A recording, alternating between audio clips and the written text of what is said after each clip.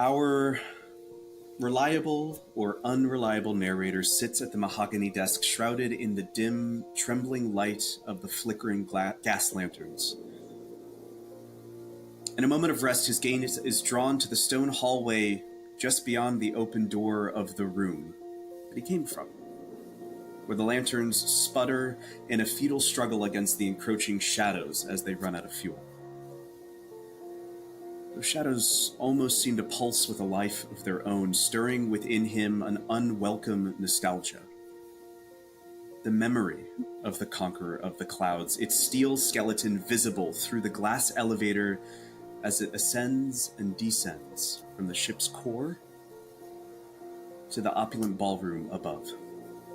The interior of the blimp was a cavernous expanse, a dangerous void illuminated only by the faint, erratic glow of electric coils that clung to the catwalk. These coils line the narrow service staircase that wound from the top of the blimp down to the gondola, casting flickers of cold light in the oppressive darkness that seemed to swallow all who dared to venture within. The structure is cold and unyielding, and it lingers in his mind, etched with an unease, refusing to be banished. His eyes are weary and burdened, and he shifts them to a press switch upon the wall, a very simple mechanism inside the room, and yet, to him, it looms with an ominous portent. With but a press, it would summon forth the electric lights that lie dormant within this room. His hand seems to hover in the air for a moment, reluctant, as if dread within him swells like the storm gathering on a distant horizon. Since that cursed assignment, electricity has been no friend to him. Rather, it's a force to be feared. Its crackling currents, potential harbinger of chaos and terror. That raw, untamed power that once coursed through his veins in the moment of that horrific night returns now to prickle his flesh. A warning unheeded by all but him and his circle. The gas lantern's gentle glow, flickering as if in sympathy with his thoughts, offers a fragile comfort, one that he clings to, for it is a light born of flame, not the cold, artificial blaze that could flood the room with but the press of that infernal switch. Slowly he draws his hand back, relinquishing the notion of banishing the darkness with such a perilous tool. Instead, he returns his attention once more to the journal before him, its pages waiting, patient, unassuming, for that ink that will soon mark them. That cool leather cover beneath his fingertips, it is a balm to his troubled mind, and almost therapeutic as he starts to get the words out. With a deep breath that quivers on the edge of his sigh, he dips his nib into the ink, the black liquid pooling on the tip like the thoughts that gather in his mind. And so, with a hand that is steady despite the storm that is starting to rage within his mind, he begins to write once more. While Theo, Nettie, and Alec ventured into the heart of the Conqueror, the gondola affixed to the base of that ominous airship, Roderick and I remained above, navigating the glittering gala that swirled with all of the artifice and intrigue that one might expect from such an affair. The event, opulent and dazzling on the surface, concealed beneath its polished veneer the dark currents of ambition and desperation that drive men to the brink of madness. A loss of hope. It was, as always, a place where appearances mattered more than truth, where the slightest misstep could unravel even the most carefully constructed facade.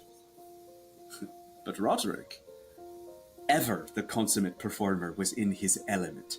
His gift for gab, as I have often noted, is nothing short of remarkable. Yet he possesses an uncanny ability to read a room, to sense the shifting tides of conversation, and adapt his approach accordingly. That evening, as we moved through the throng of high society's finest, Roderick shone with a brilliance that belied the danger lurking just beneath the surface.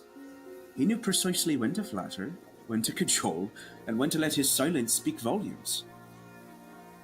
I watched as Roderick engaged Dr. Arcanus with a deftness that bordered on the artistic.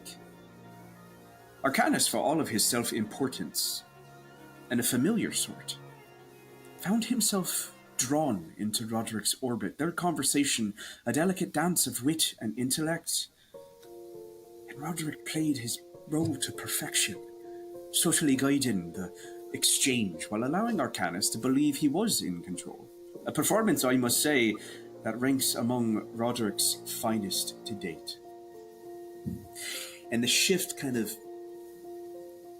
falls back into a memory as our narrator is watching Roderick and Arcanus meet for the first time.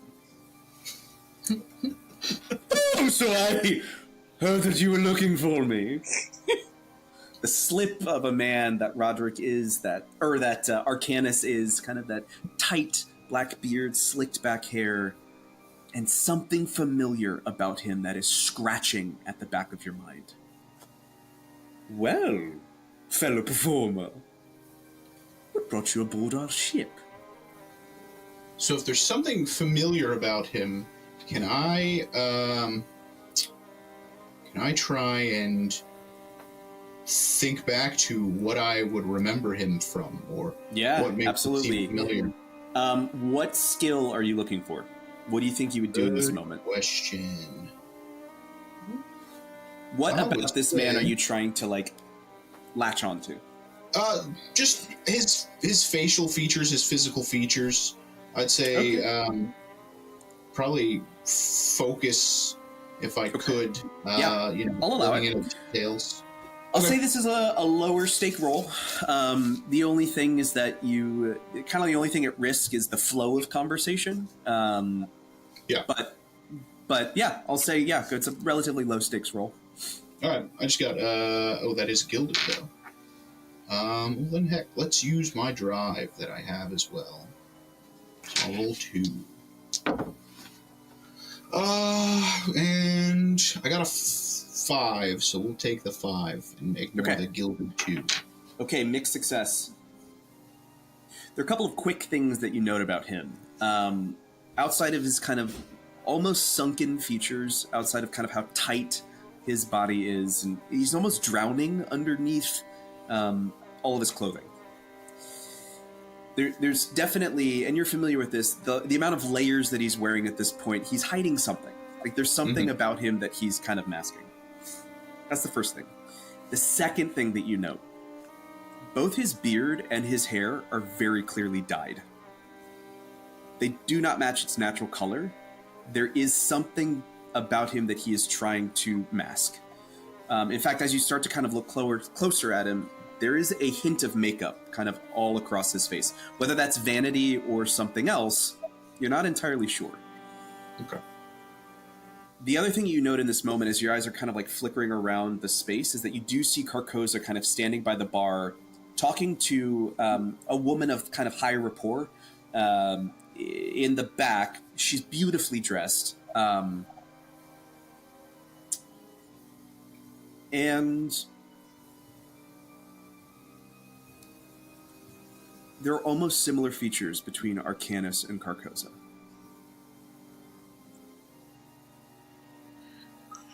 So the woman Carcosa is speaking with has similar-ish features to him. No. Carcosa and Arcanus have similar features. Okay. Like if Arcanus put on a little bit more weight, they would look pretty similar. Maybe didn't have the dyed hair. Mm-hmm. Gotcha. Okay. And I'm assuming with a mixed success, he's probably going to notice that I'm not fully paying attention to him. Well, if you're not going to take up my time, I've other things to prepare for. Oh, no. My apologies, my good sir. I've been eager to talk to you. I'm just still reeling from your impressive performance earlier.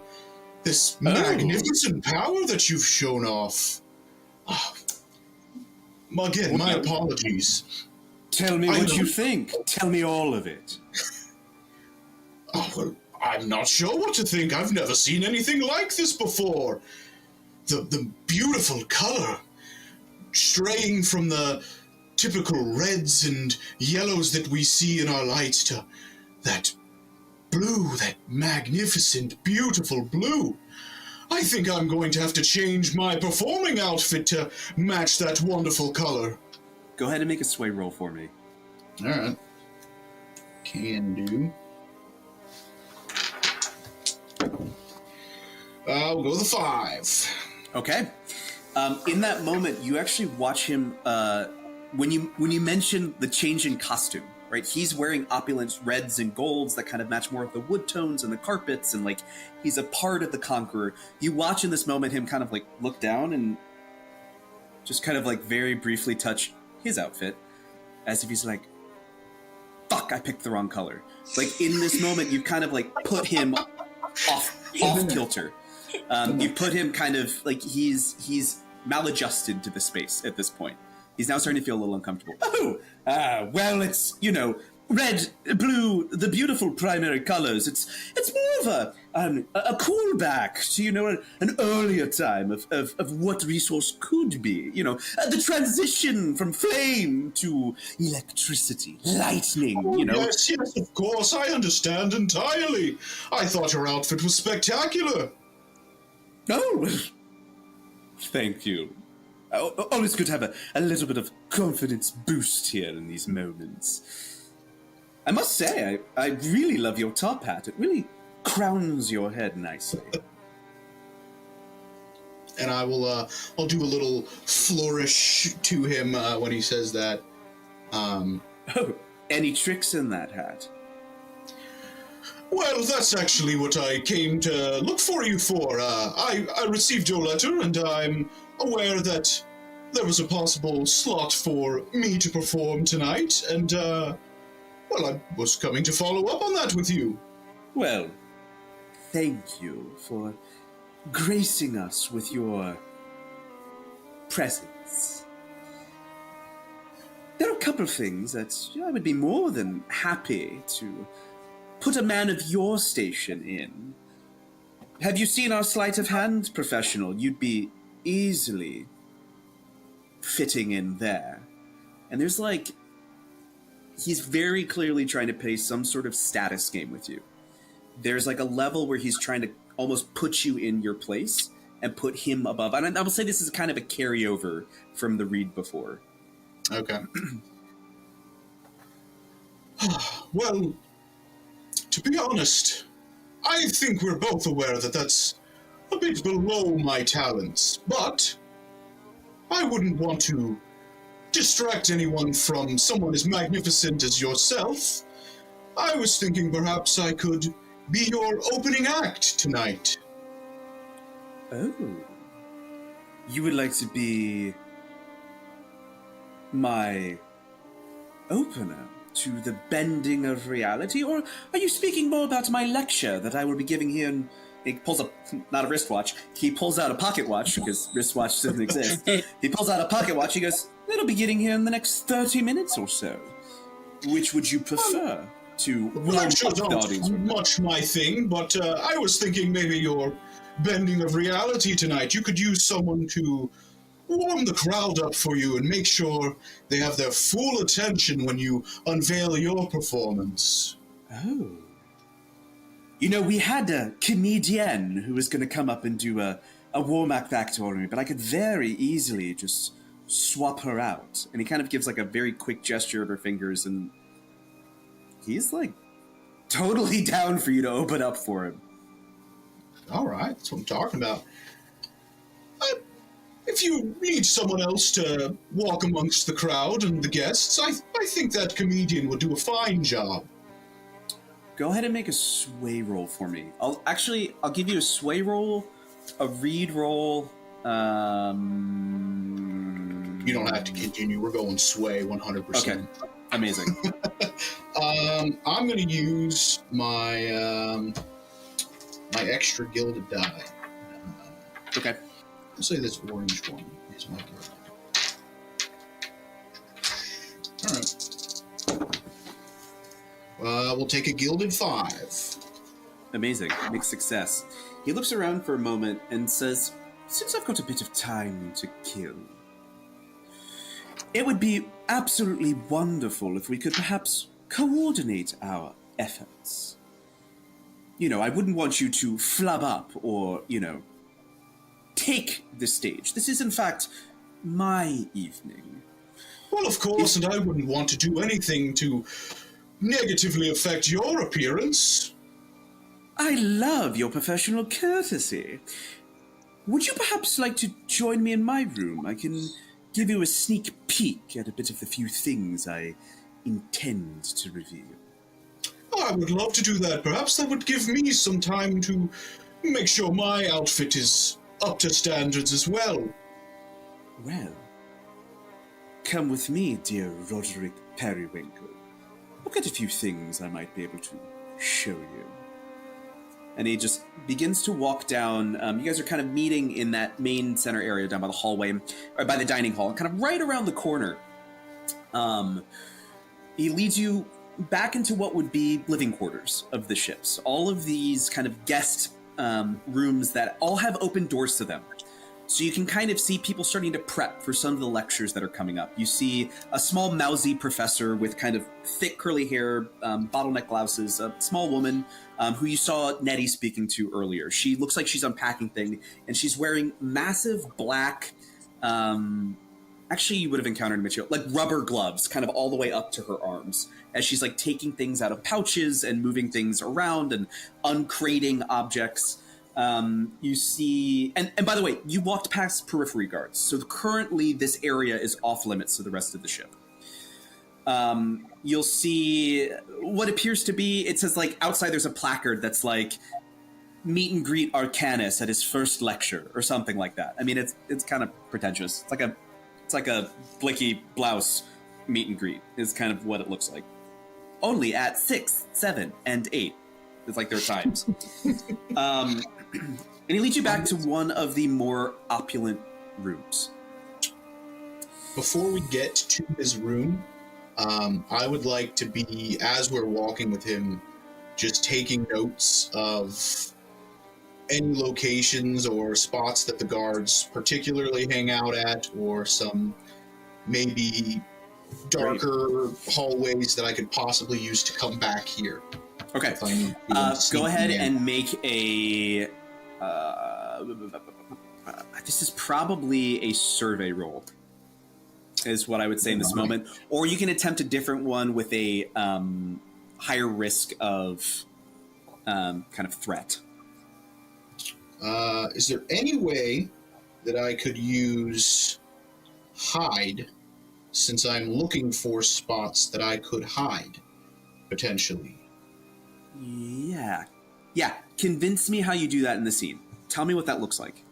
As he's like grandly gesturing, it's like, and if you look, we've installed electricity throughout all of the hallways, and he's kind of giving this general, just general flair. And each one of the sconces is giving off that same kind of steam as it dissipates in the air at the base of the sconce itself.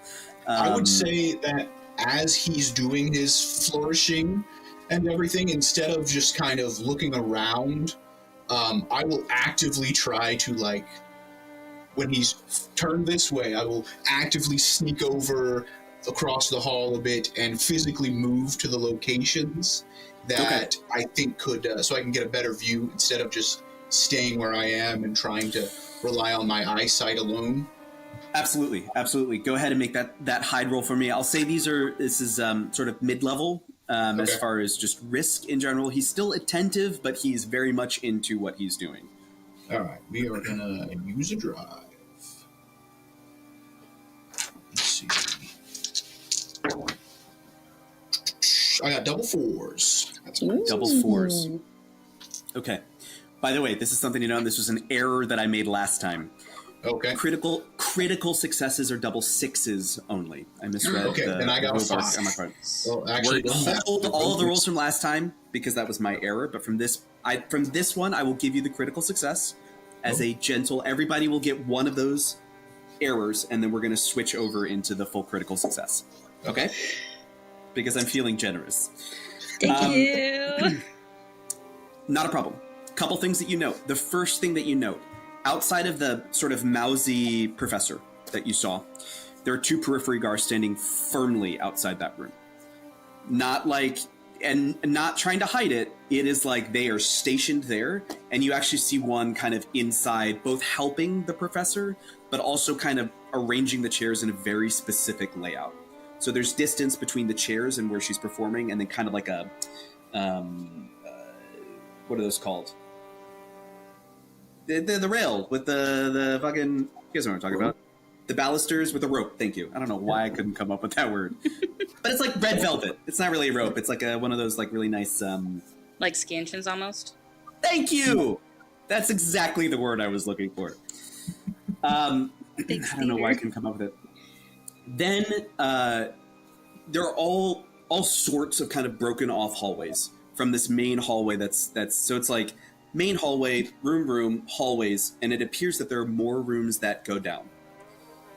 What you do notice, at one of the far ends of the hallways here, there are two things that you see. One, there appears to be a hatch in the ceiling. And then at the end of one of the hallways, kind of to the right, there's a door that has a bright blue exit sign above it. Where that exit sign leads, you don't know. And at one point, you'll hear him say, where did you get... Oh, you're just checking out the hallways, are you? What do you think of our luxurious design? Oh, it's beautiful. I was just thinking, with all of these rooms available, would you perhaps have one that I could use as a dressing room for the show tonight? Well, yes, of course. There is, Well, of course, we'd have to collect your things from the coat check. We wouldn't want, you are part of the talent now. This is not something that we just let happen willy-nilly. I think I could arrange something for you. Perhaps a room next to mine, with an adjoining door. Ooh, that would be wonderful. Of course, that door will be locked, but if you play your cards right, it could be opened. And he kind of just gives you a very soft, just like little... kind of trace of the finger along your elbow and tricep. Can I ask a question? Yeah. Roderick, is Theo aware of what is happening because we still have the mental connection? I would say, we said last session that Theo would be keeping Roderick updated. I would say he is definitely doing the same thing.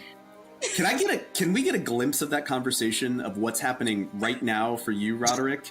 I'm being propositioned. I would say, Danger! I have to go back to his room.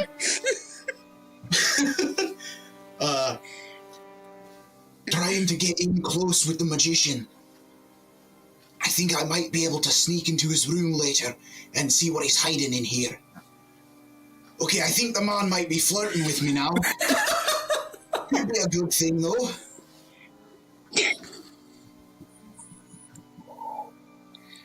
Does Theo respond to this? Theo's just gonna be like, just for fuck's sake, please? Don't get murdered. That's all I'm asking. You remember, Gibraltar, you cannot seduce everything. Be like, if something goes wrong, tell me how to get there. He is getting a little handsy.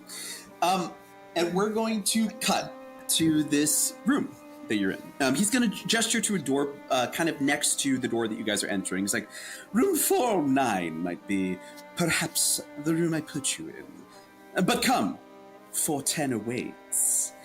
And he's going to open up the door, and inside, this is like the equivalent of what a presidential suite is going to look like. You're going to see it's less a bedroom and more of a giant suite. So there's like a bar that's along the wall with several decanters. You'll see a massive wardrobe in the corner. You'll see like a little lounge settee area. Large full-length mirror next to the wardrobe that looks like it has been recently used. They're like finger marks on it, as if somebody, and like makeup smudges. You'll see a large, incredibly comfortable looking bed. And there is two things of note inside this room. Outside of the large crate that you see in the corner, there are two quick things of note that you see. The first thing is that at the top of this ceiling, there is a miniature replica of the chandelier inside the ballroom. Okay, it's like he took that thing and shrunk it down and popped it in this room. Mm-hmm.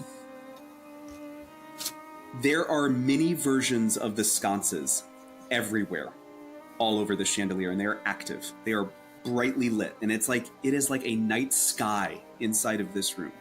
And each one of the little miniature versions of these sconces are giving off that very faint kind of steam at the base of whatever that like sconce fixture is.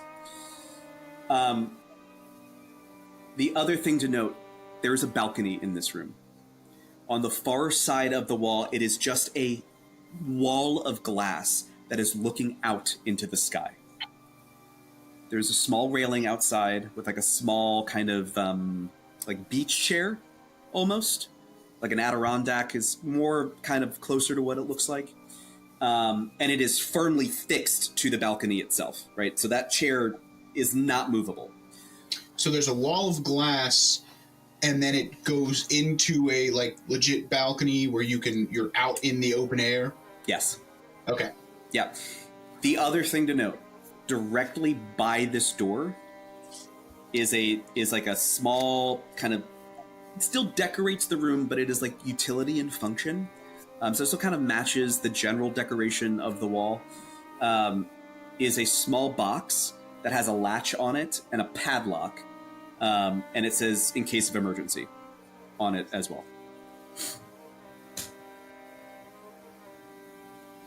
Welcome to my room. Let me give you just a quick sneak peek of a few things that I'm thinking about showing this evening. Okay, let me go over to my box of tricks. And he walks over to what looks like a shipping crate. This is not his, like, performance trunk. This is a full-on, looks like came out of a warehouse shipping crate. Mm-hmm. And he goes, and he kind of looks around, he's like, are you willing to sign a proprietary contract? I'm about to show you a few secrets here, and I want to make sure if you decide to take those secrets anywhere, I can, well, have you dealt with. Oh, of course, of course. I wouldn't dream of doing anything to harm you or your performance or any of your associates. I sign anything you need me to sign, of course. And he pulls out a thick document. I mean, it's big. It's got kind of copy paper on each page, multiple signatures. Do you want to take any time to read the contract at all? Or any time that you're just signing away? Where does he pull this contract out of? Is it on his person or is it in the room somewhere? It is literally just like there's like a stack of 5 of them on the on like the dresser. Oh. Can I see from where I am if any of them have been, the ones that are on the dresser have been signed yet? Yeah, go ahead and write a survey check for me. This is like firmly survey. Okay. Understandable. I'll say that this is medium stakes. Can Theo offer a drive, because I can make an argument for a mental connection, be like, hey, look for this thing. Oh, that's good. Yeah, I'll allow it. Yes. Nice. Yeah, spend a drive from spend a drive from cunning or intuition. Excuse me. This was disadvantage. So it would eliminate it eliminates the disadvantage. Gotcha. So it would be a straight. So since I already rolled, can I just take the high one? Are you saying, or Yeah, I'll allow it. Okay. All right. Then a 5. Okay, mixed success. You don't catch all the names, and not all of them are signed. There are 2 on here that are firmly signed. 3, I'll say. Okay. One of them is signed by Captain Hargrave.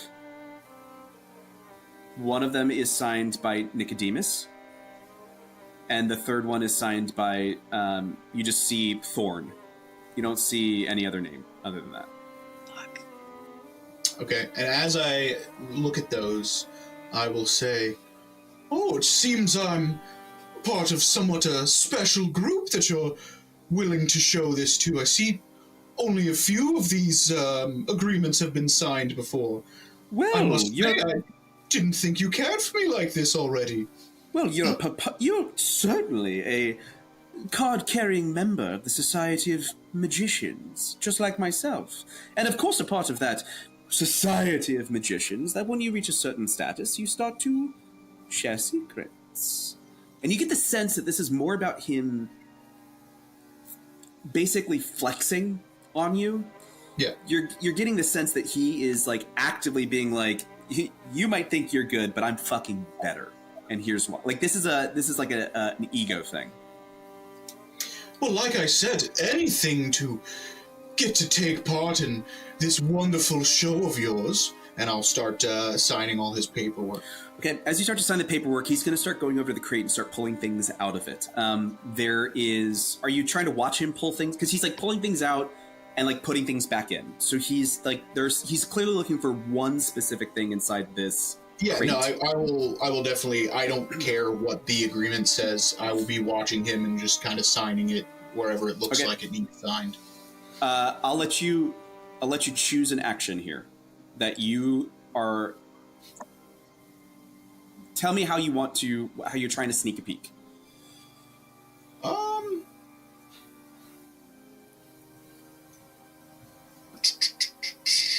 I would say I will just I'm giving him my full attention. I'm not doing anything necessarily to get attention from him.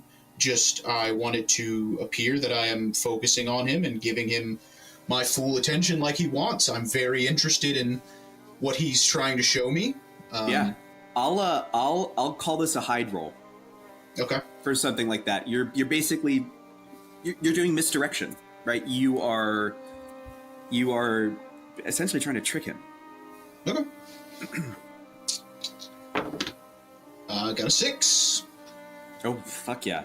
You guys are literally sitting there, and it's like you're just having a conversation. You've almost distracted him to the point that he's not really focusing on what he's pulling out of the crate, going, and I didn't mean to pull that one out.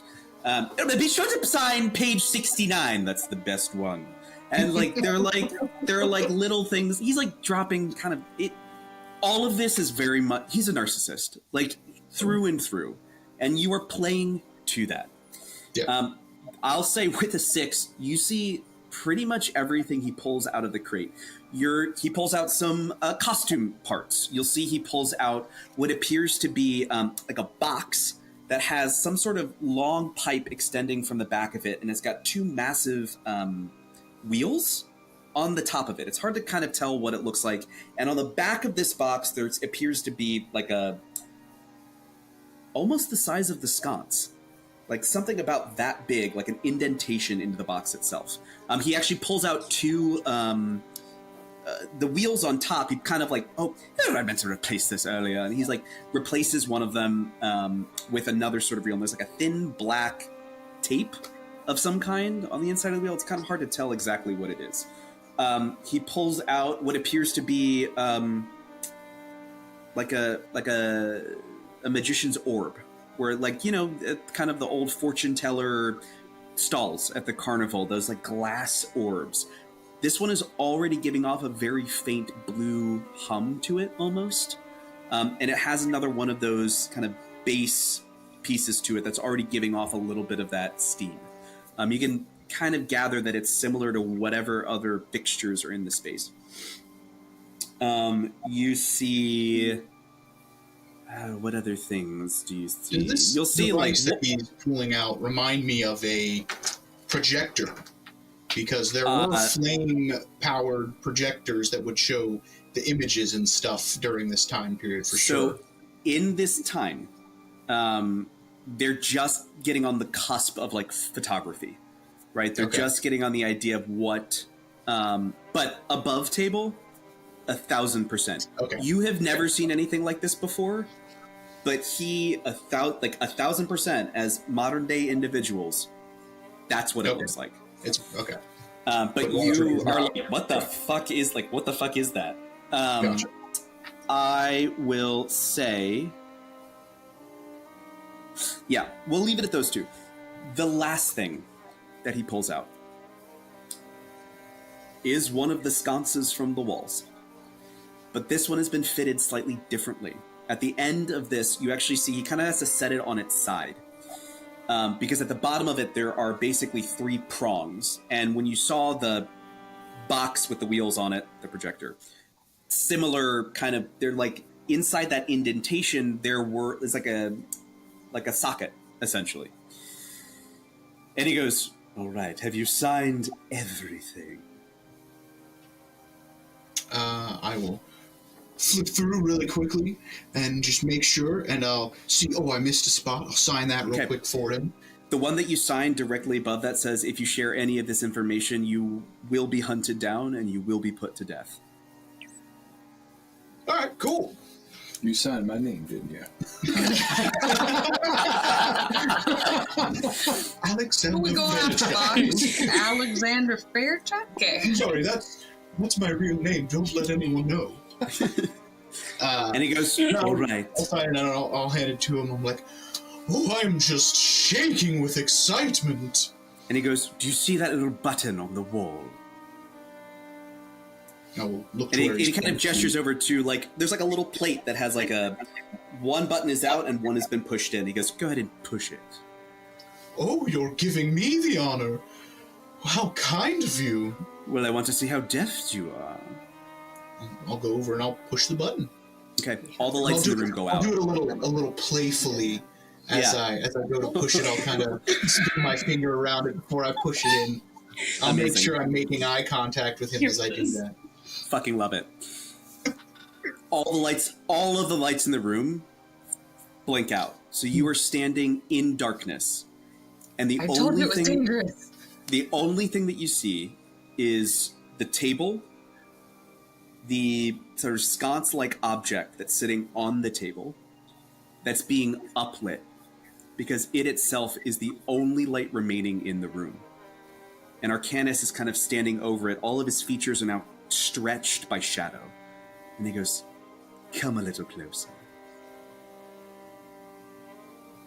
Okay, I will completely go with him and follow what he wants me to do. So here is where I want all of you to decide how you want the narrative to move forward. Would you like Roderick in this moment to see what's inside the sconce? Or do we want to cut to the next scene?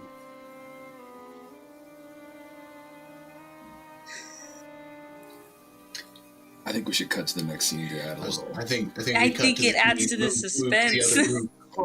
All you watching, yeah. We'll make you wait a little bit. Roderick, you start to step towards the table like an anglerfish luring a prey. The sconce is pulling you closer and closer to it. As we shift back to the elevator. The three of you find yourself in an elevator with three other people. Sergeant Ross, who's quietly standing kind of at the front of the elevator, just stoically looking out, not looking at anything else surrounding you as you're now on the inside of the skeleton of the Conqueror. Bosun Tom is standing behind you, quietly tapping his thigh on his leg and not seriously noticeably rocking back and forth, but nerves are high inside this tight space. Random question. Is there any particular pattern to that tapping? Go ahead and make a let's say, I'll say focus roll. Okay. That one's gilded for me, so... That is a 6 on the gilded. Oh my god. Nice. There is no discernible pattern to what he's tapping. But you do notice, I'll give you this with a 6, you do notice he's not actually just tapping, he's like tracing something on his leg, as if he's writing something. Okay. Like he's just kind of absent-mindedly, it seems like a self-soothing technique. It seems like something he's doing to calm himself in a very tight space among a very dark void that is only lit by the catwalk that is 100 feet below you as that light kind of gets closer and closer. You do see that the staircase itself, every kind of floor or so does have a very faint light attached to it. And it is kind of an enclosed light fixture. And it's like slowly pulsing, kind of like emergent lights. You guys have the floor on your descent to the guts of the Conqueror of the Clouds. Okay, so I want to start this one out. So we're all crammed in this elevator. Is Alex it's pretty with us in the snug. elevator? Yeah, Okay. because I came with Bose and Tom. Oh, that's right. Yeah. Yep. So here's what you will all physically see as Alec is going to press himself as close as he can to a wall. He kind of shrinks his demeanor. He takes off his hat. He holds it to his chest and keeps it held there like this. Subtle beads of sweat will begin to form and kind of drip as if he is trying to... He looks at his spatial awareness the entire time. When someone shifts, he subtly shifts away. He looks around observing and watching. Okay. And that's all Alec will do.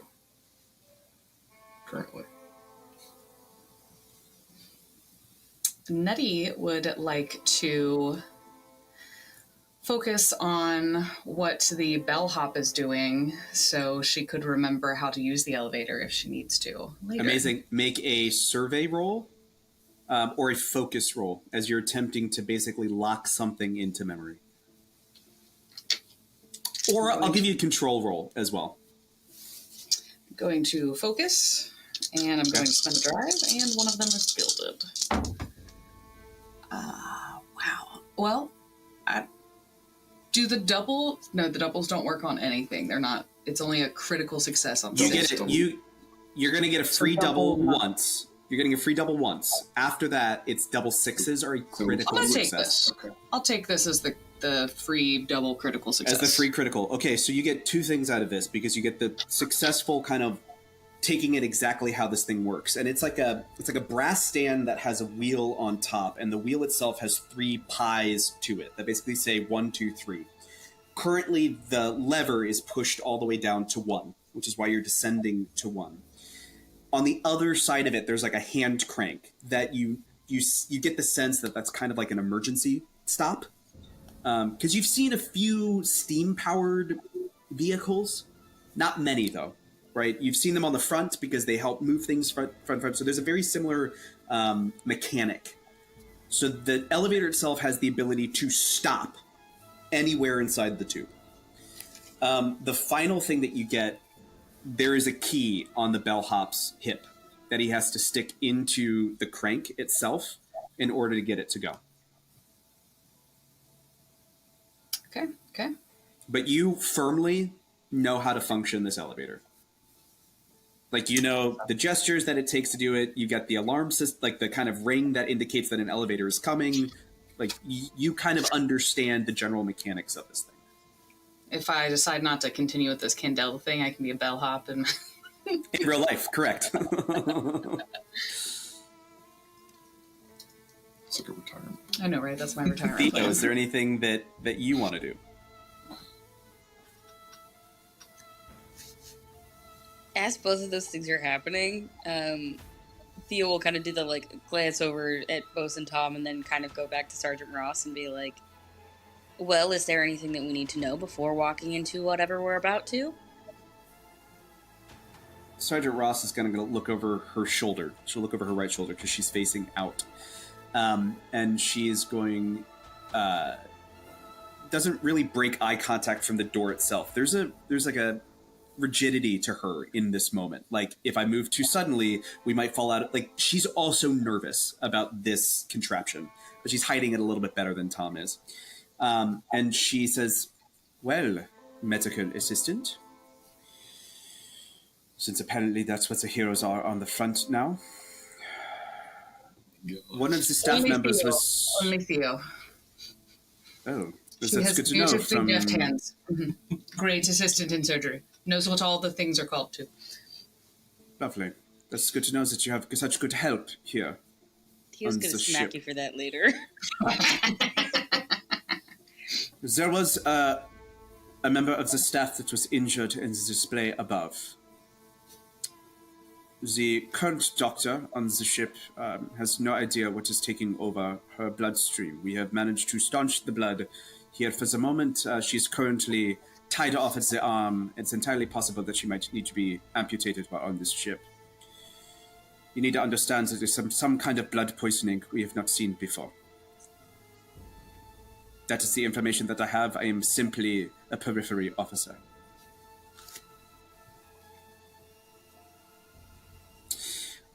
Alec, while this conversation is going on,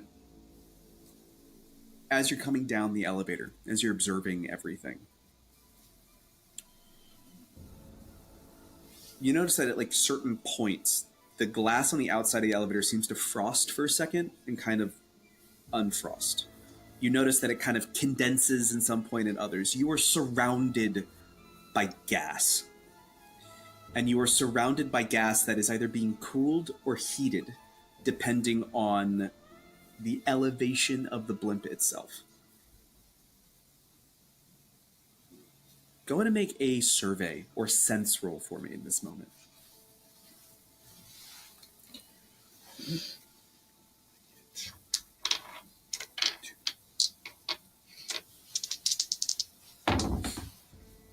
That's a 6 on the gilded. Okay. Okay, I see. I see where the rolling's going today. It's fine, guys. Knocking on wood. Don't jinx it. I'll say you kind of notice two things in this moment. The first is there's directly one of those lights above you inside the elevator that's lighting up your space. Casting the blue light. Casting a blue light, correct. This is not a gas lantern. This is an electric light. At different points down the staircase, right? I mentioned those other lights. Correct. As you pass each one of them, you kind of look over to your left because something catches your eye, kind of outside of the purview of everybody else. And as you pass each one, about 4 floors, it's like somebody's breathing on the glass from the outside, and you see a letter. And the first one says H. And you pass the second one and it says U. The third letter says S. And the final one says H. And then as you pass that 5th floor, as you pass that kind of final lantern before you break into the gondola itself, it's like breath apparates, but someone's hand is pressing up against the outside of the glass. And is dragged away.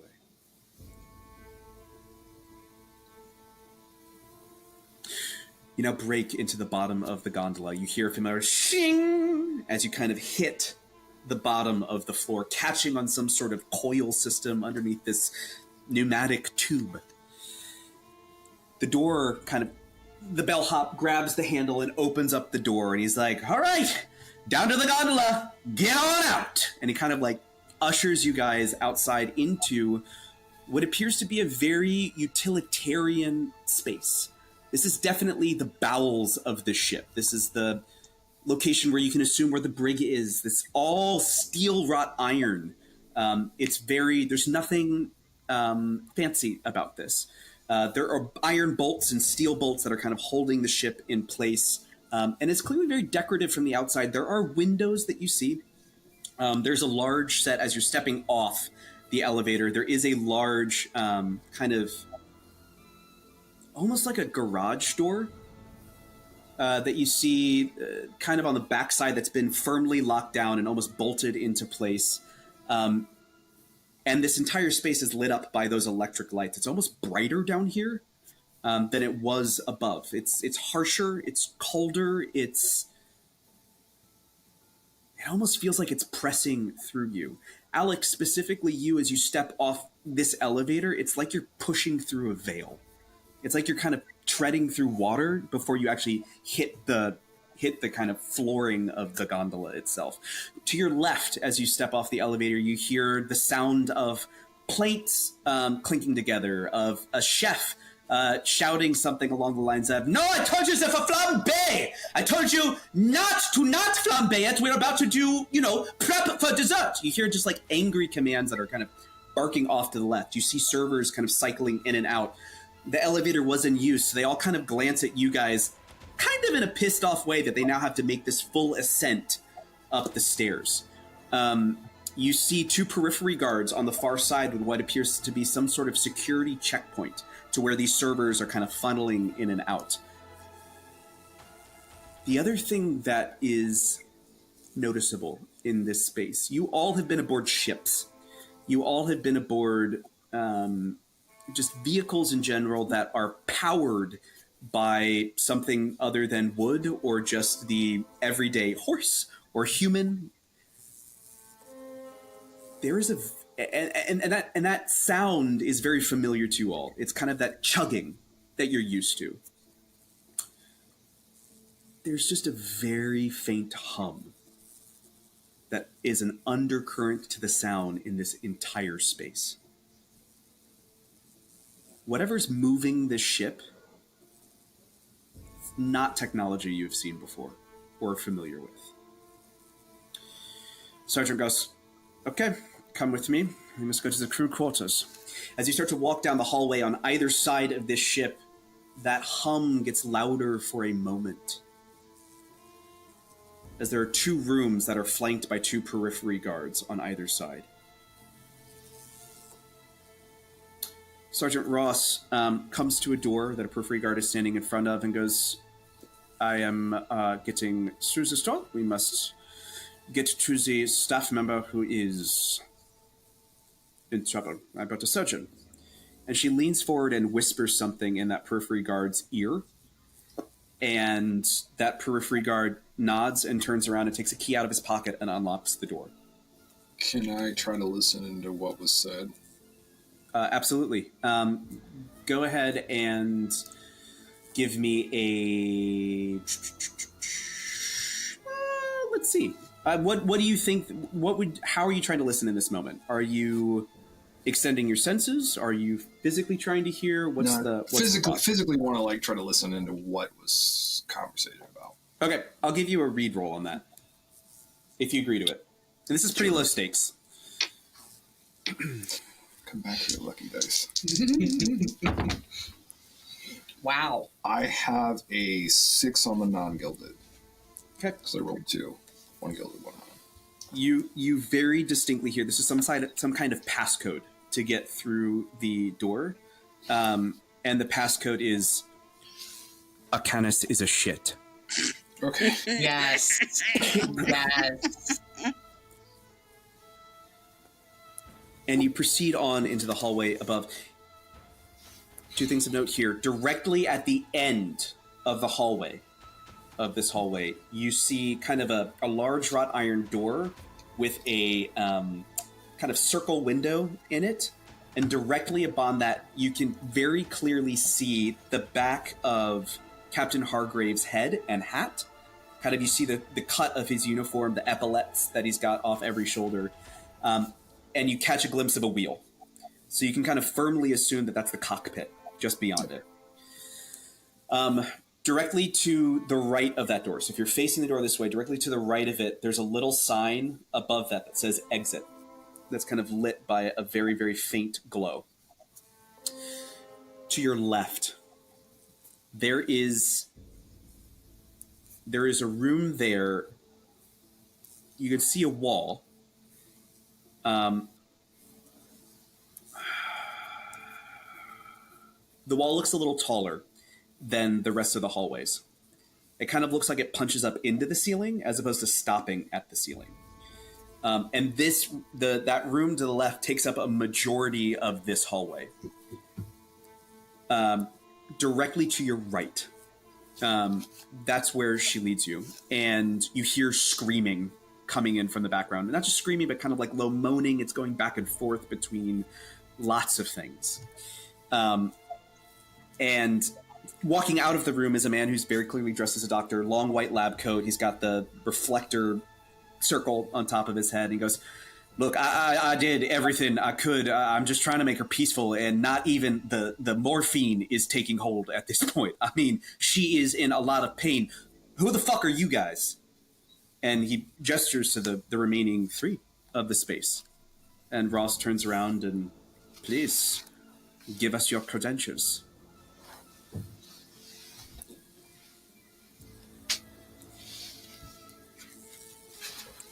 It's like, Theo's not going to go My name first. is Dr. Caldwell. Did you happen to forget your credentials?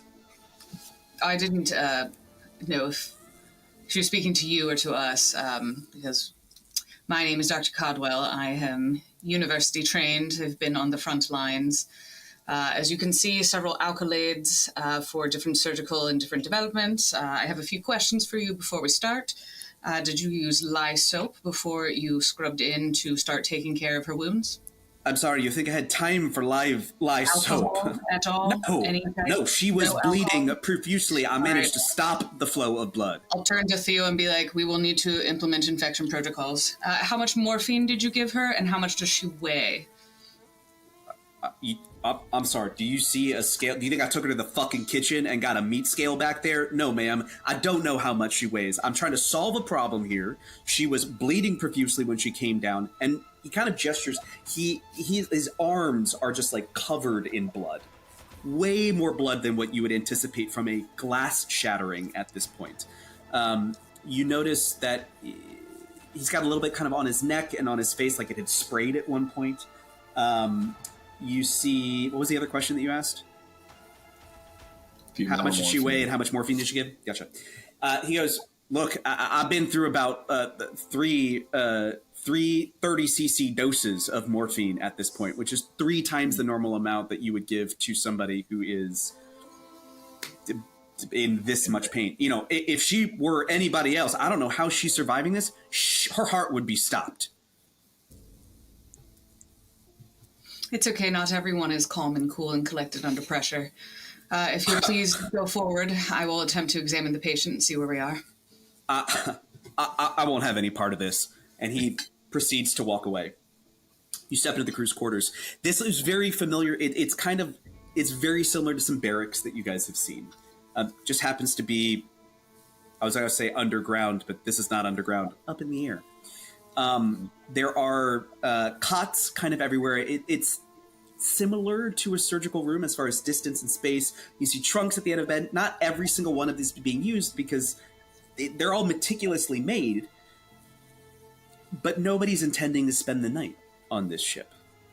So there are no other spaces of people inside this room outside of one larger crewman that's kind of standing in the back holding Mary down on one of the cots as she is just writhing and wrenching as much as she can, like biting her teeth and gritting her teeth. She has a belt in between her mouth, and on her, how did that have shattered? You see come in on her left arm, there's a belt that is tied up around her bicep. Her arm beneath it is like deathly white. Deathly white. And it looks like some stitching has been attempted. It looks like that there is still some glass that may or may not be in there. There's a puddle or like one of those steel bucket. It's a bedpan that he's been like tossing glass into.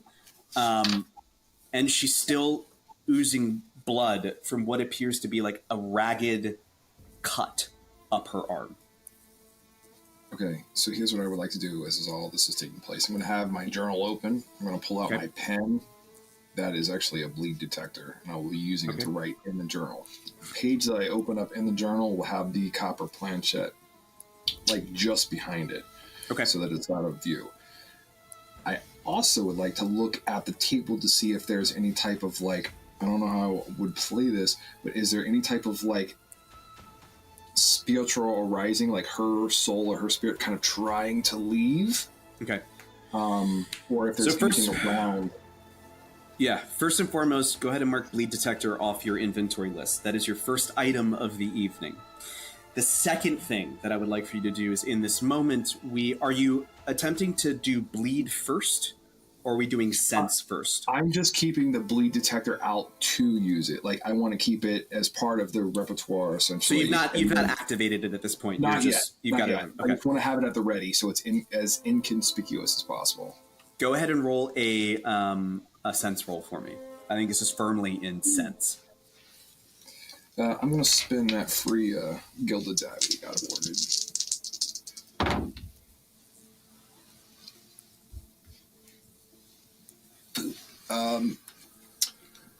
I have a 5, so it's a mixed success. Okay. When you sense for people's spirits leaving their body, I'm assuming that you've encountered this before in your assignments. What does that look like when a spirit leaves a person's body? Oh, I feel like it's this kind of like translucent form that it's kind of almost like a strobe light effect to me.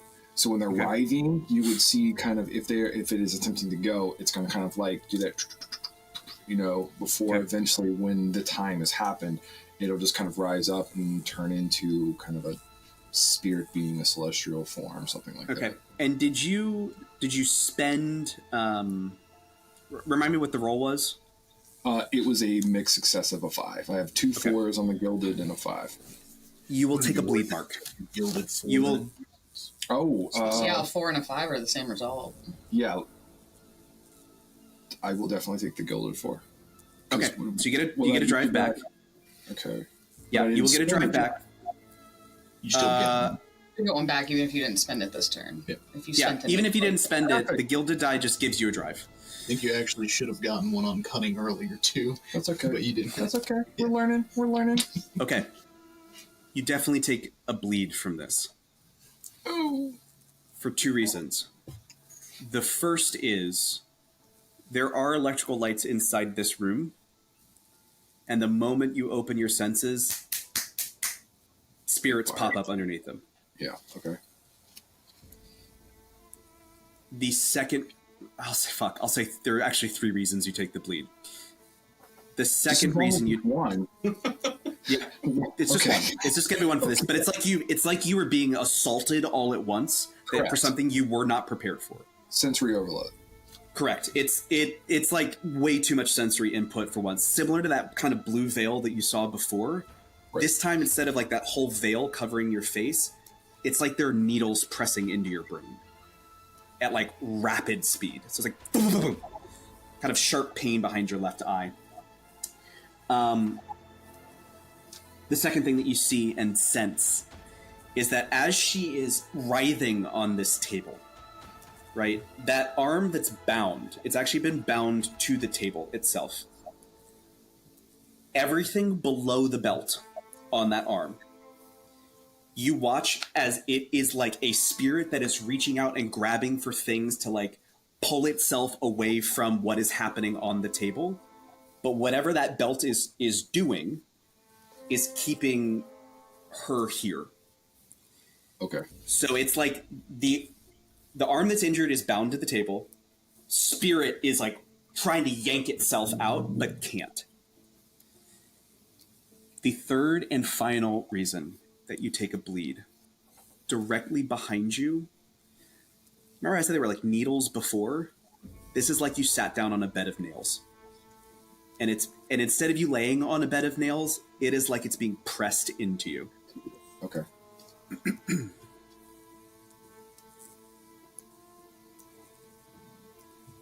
What do we do? I'll turn and try to find a lab coat and put it on, and I'll also say, Theo, see if you can find any antiseptic, any lye soap, alcohol of strong content. And I would like to... I'll say no lab coat, but there's like a trench coat inside that, like on a hook. Whatever can cover nicer clothes, so... Okay. Yep. Theo will nod and will also turn to Bosun Tom and be like, we're finding this now. Let's move. All right. Come on. And you follow him outside the room, and he takes you down to that room that had the exit sign underneath it. No periphery guard outside this door because the checkpoint for this space was behind you. Yep. He gets you to the room, and you open up the room, and inside you see what appears to be like an arms and ammunitions closet. Inside this room, there are backpacks that are kind of hung on hooks. There appear to be about 10 inside this room. Copy. There is a door directly on the exterior of the room, kind of directly where you walk in. There's like a door with one of those big crank wheels and a glass porthole window that clearly you see clouds coasting outside. So whatever that door is, it goes directly to the outside. Bosun Tom goes, all right, follow me. And he starts to gather, goes over to one of the closets, like in the corner, and and starts to pull out like first aid kits. And they're pretty basic. There's one larger kind of doctor's bag, and he's like, I have no idea. Let's just carry everything, I guess. Yeah, Theo will like take it and she'll like open up the doctor's bag and she'll start pulling out like the tools that she's like, great, this is gonna work for Nettie, and she'll like, because this is probably something that's happened on the front line before, where it's like she's gone through and like gathered stuff, so she's like, great, we're gonna take this, and this is like throwing stuff out, being like, great, don't need this, let's go. Yeah. They're gone for a few minutes. I'll kind of leave. Is there anything you want to talk to Tom about? Yes, but give me 2 seconds to figure that out. Okay, we're going to shoot over to the other side as they are outside, kind of no longer in the room. You've got what is essentially a nurse, but is really just one of the crewmen who's holding her down, right, and attempting to kind of strap her to the table. With things he can find. You see like her feet are bound by like a blanket. It's very MacGyver. Like it is so, they were not prepared for something like this. The arm is firmly strapped down, so she's kind of bound across the chest, but she is like pulling against the table and almost seizing. Her eyes are wide and frantic, still catching sort of that green light across her, the blue light catching her green eyes on the table. What do you guys do? Gonna stride up and start dissecting her arm that's injured. Okay. Go ahead and make a... What are you looking for specifically? Well, I have one of my abilities is dissection, and it's make a focus roll to dissect a piece of organic matter. Okay. Shit. Go ahead and make that focus roll for me. Let me pull up. I want to make sure I read the rules appropriately. Walk me through what this looks like. So this is Nettie. Even though she brought her, smaller medical kit, she also has medical apparatuses on her. So she'll probably, I don't know if it's like... Is that one of the items that you can take as far as... Okay. So go ahead and mark that off your inventory. I'm envisioning either like maybe through the pocket of her like kind of like pants skirt that she's got on, or if there's like a, it's folded in such a way that she can open it. There's like kind of a small kit attached to like her thigh that would have been covered by the skirts. Sure. And so, maybe I envision just a couple small vials of stuff. Okay. Antiseptic. You've got like a little forceps, or something that's just easily chunk of soap, perhaps. Yeah, stuff, all the good stuff. Oh no, that's one of my little. I have it's a gel formulation of an antiseptic. So love it. We're in the gel era of modern medicine. I love it. No, I'm so down. Everyone else uses liquid, but the gel goes further. So amazing. It also has a much stable life. Rolling up your sleeves, kind of protecting them by the trench coat, making sure those are cuffed away, washing your hands. Alec, is there anything you'd like to do in this moment before we get to the dissection? Oh, absolutely. So would I still be able to kind of piggyback off what I had? Essentially, I can see where is she is what I want to know. You don't see her. her. With the nails. You don't see her. I do not see her in the forefront, correct? No. What other spirits do I see around the room? Yep. You see over in the corner, you see that same little boy that you saw upstairs kind of with the bandage around his eyes. Mm-hmm. You see the older woman kind of with the chunk blown out of her side. You see Jimmy in the corner. No.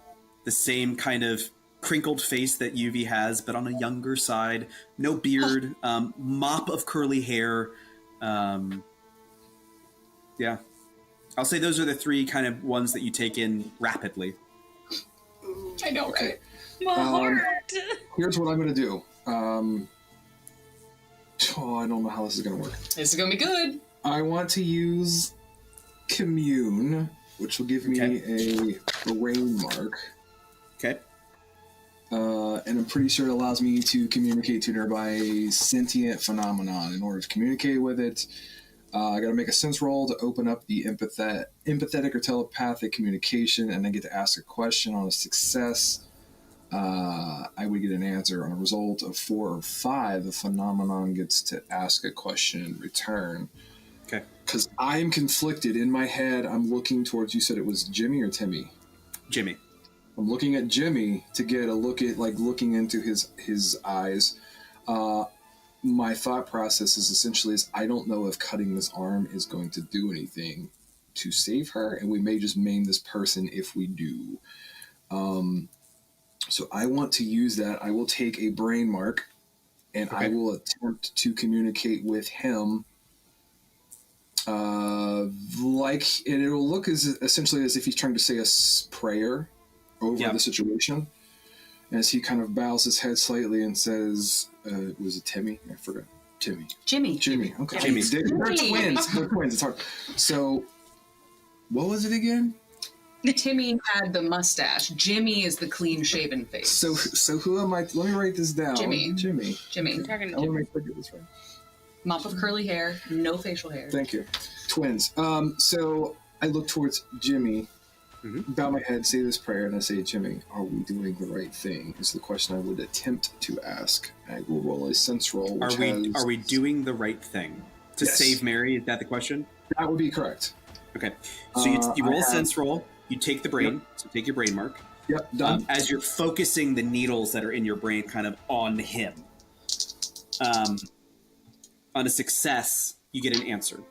On a 4 to 5, he asks the question in return. Nothing. What is your roll? 2 on the gilded and 1 on the regular. I do not have any It's resistance. not Jimmy, it's a demon. I do not, It's Timmy. honestly. It's Timmy this whole time. Yeah. I do not have any resistance. Oh, fuck. Okay, I will offer give you. him? I will Can I offer do you something. Well, here's what I'll say. I will offer you 1 out at this moment. You also have the copper spirit board in there. A sudden rush of using the copper spirit board in this moment Here's the to problem. gain an automatic success. So you will get an answer. It's like using a tool that you haven't prepped. So after this moment, it's entirely possible that the spirit board reaches back. Okay. Do I take a mark of brain or bleed from using it? You'll take a body. Oh, thank God. You'll take a body because in your rush to do this, You are done. You're out for the scene. The entire scene. in the rush, you will, like, you're cutting your finger along the board because you're like kind of trying to get to it. So part of you is now with the board. So any use beyond this, there is higher consequence and higher risk. Okay. You Then kind that's of, the question. when you focus on, are we doing the right thing? You kind of collect all the needles with like all of your inner strength as you kind of focus in on Jimmy, and for a moment he starts to like flicker and shake and do that kind of weird ghost thing as you're making direct connection to him. You are reaching to him. You nick your finger on the copper board and it's like a bell chimes for a moment and everything kind of quickly slips into focus. The other 2 images almost blur out, the little boy and the old woman. And Jimmy, not looking at you before, kind of watching what was happening on the table, snaps back to you.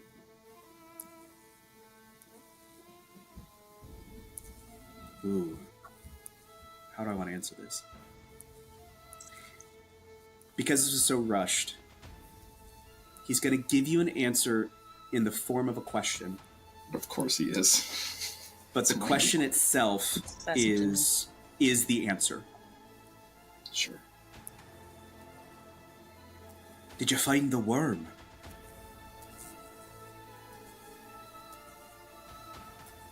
That's his answer. Hope that means something to you. And he looks back at the arm. Oh no. Oh no. That's why I'm about to cut into her. No. No. Okay. You only need one arm, right? Do I have enough time to react before the bleed starts to... Or will that transpire as she's beginning the dissection? I will say that she's washing her hands. Okay. I will quickly move over to her, avoiding anybody in the room contact, like twisting and turning, trying not to touch or get in a proximity of anybody, but getting within a proximity of her and I say, I don't think that's a good idea. Perhaps we should search for something on, I'm guessing the arm is kind of where my brain went to. I'll say because a worm is all I say. I'm not sure Alec would have seen it, but like my dissection is to like dissect organic matter affected by bleed. So if you've ever gone to like my research, like it's not like I'm like cutting into like go into the veins. It's more of like I'm going to like look at the wound and like take all the glass out and it's not a like chop the arm off type thing. Then once you kind of explain that, then I would lean over and say search for some sort of worm is all I'll pass along because that's all I know. Okay. And I will quickly move away. While I'm there, I did want to do this and now I think this is the best opportunity. I would like to flash in a gesture of my hand that has the cut that's been carotid with the blisters. Mm-hmm. And then I will keep my hands kind of folded until I return back to take out the journal, covering the hand with the journal. Actually, if you hold your hand out and you try to take it back, she's going to pull your hand. Okay, this is going to be fun. There is resistance, and you can feel that there's trembling and nervousness. So sorry, Alec. Where did you get this?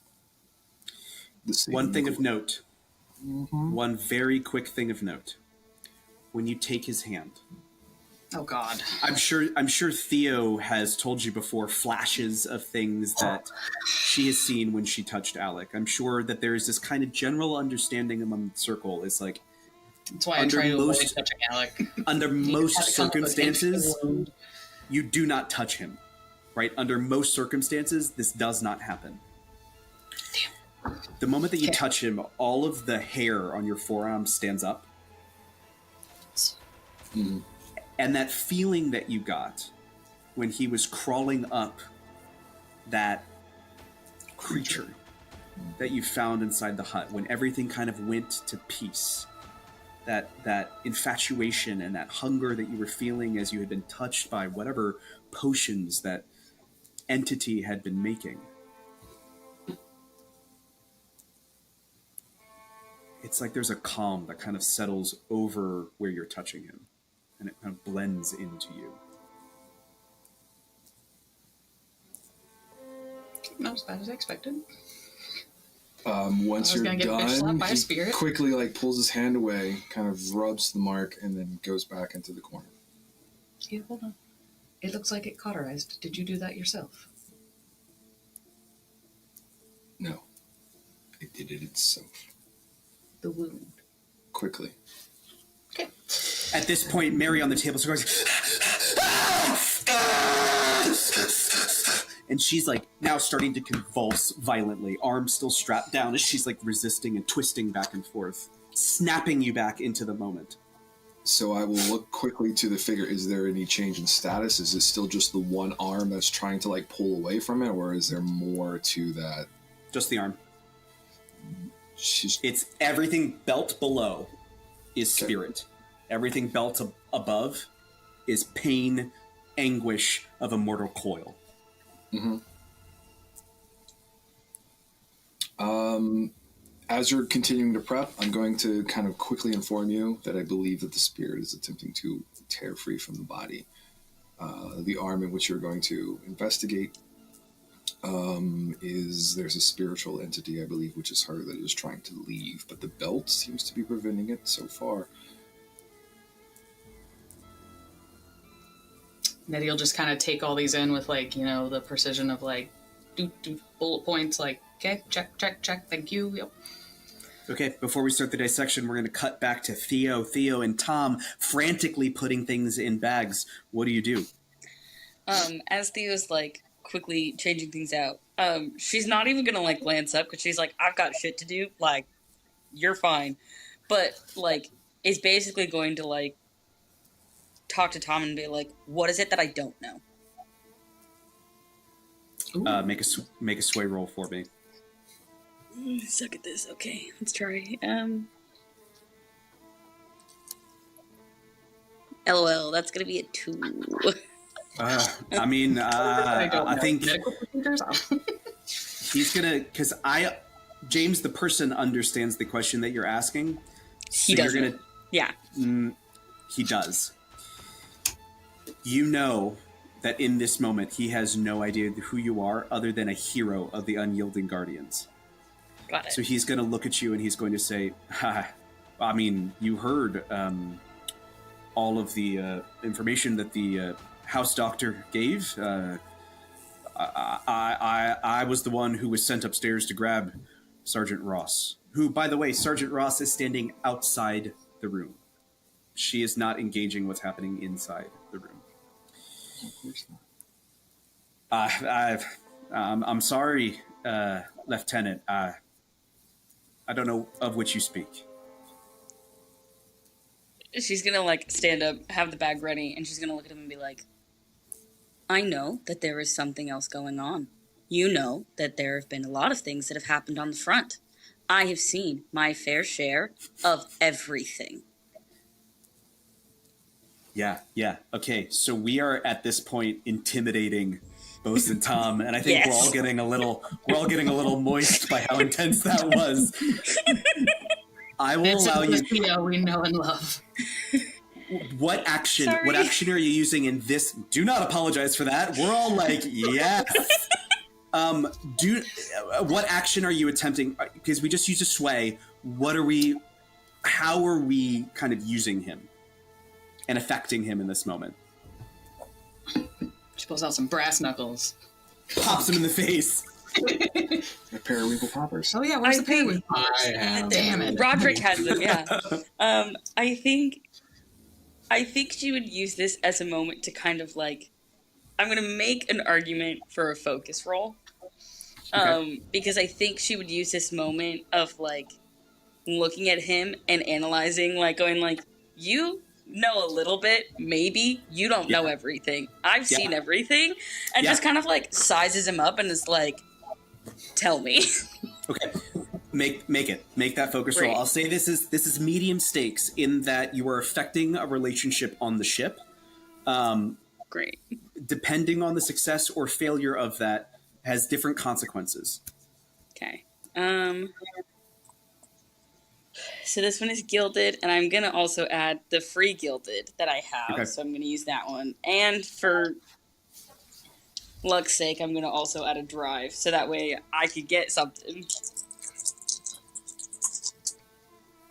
That is a 6 on one of my gilded. Amazing. I'm gonna take it. You grab him firmly by the shoulder, right? And you are like, you have done this before. You have done this in battle on the front when some Timmy was standing underneath one of the trenches, like basically having a panic attack as you guys make your first assault, taking you back to that moment, kind of snapping him back into focus.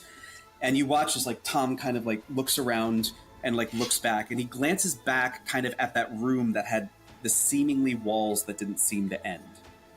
And he's like, look, as far as what's going on in that room, Lieutenant, I understand you're stationed here on the ship, and technically you do outrank me. I'm simply just a bosun.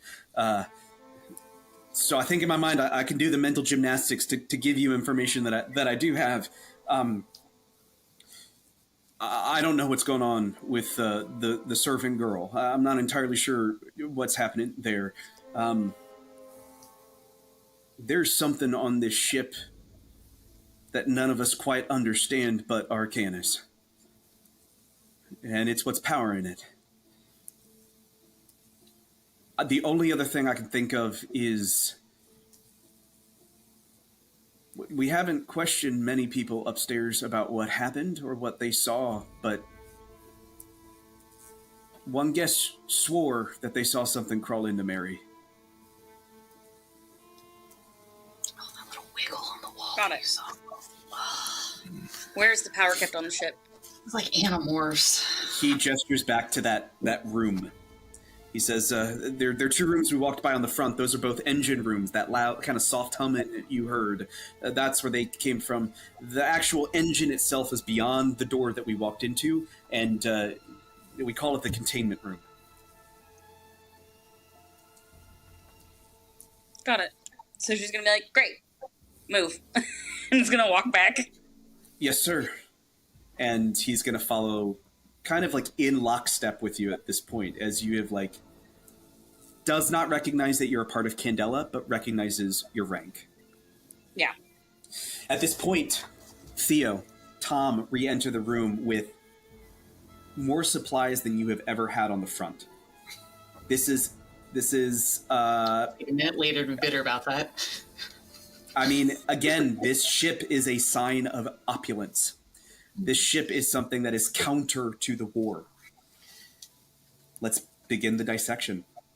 Okay.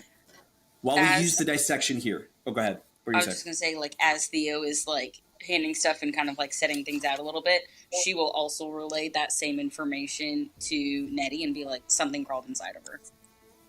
Yes, Okay. Alex said a worm. That's what we're looking for. Great. She'll kind of look up to you and even look up to Alec because I don't know. Nettie does not have any sensing into the,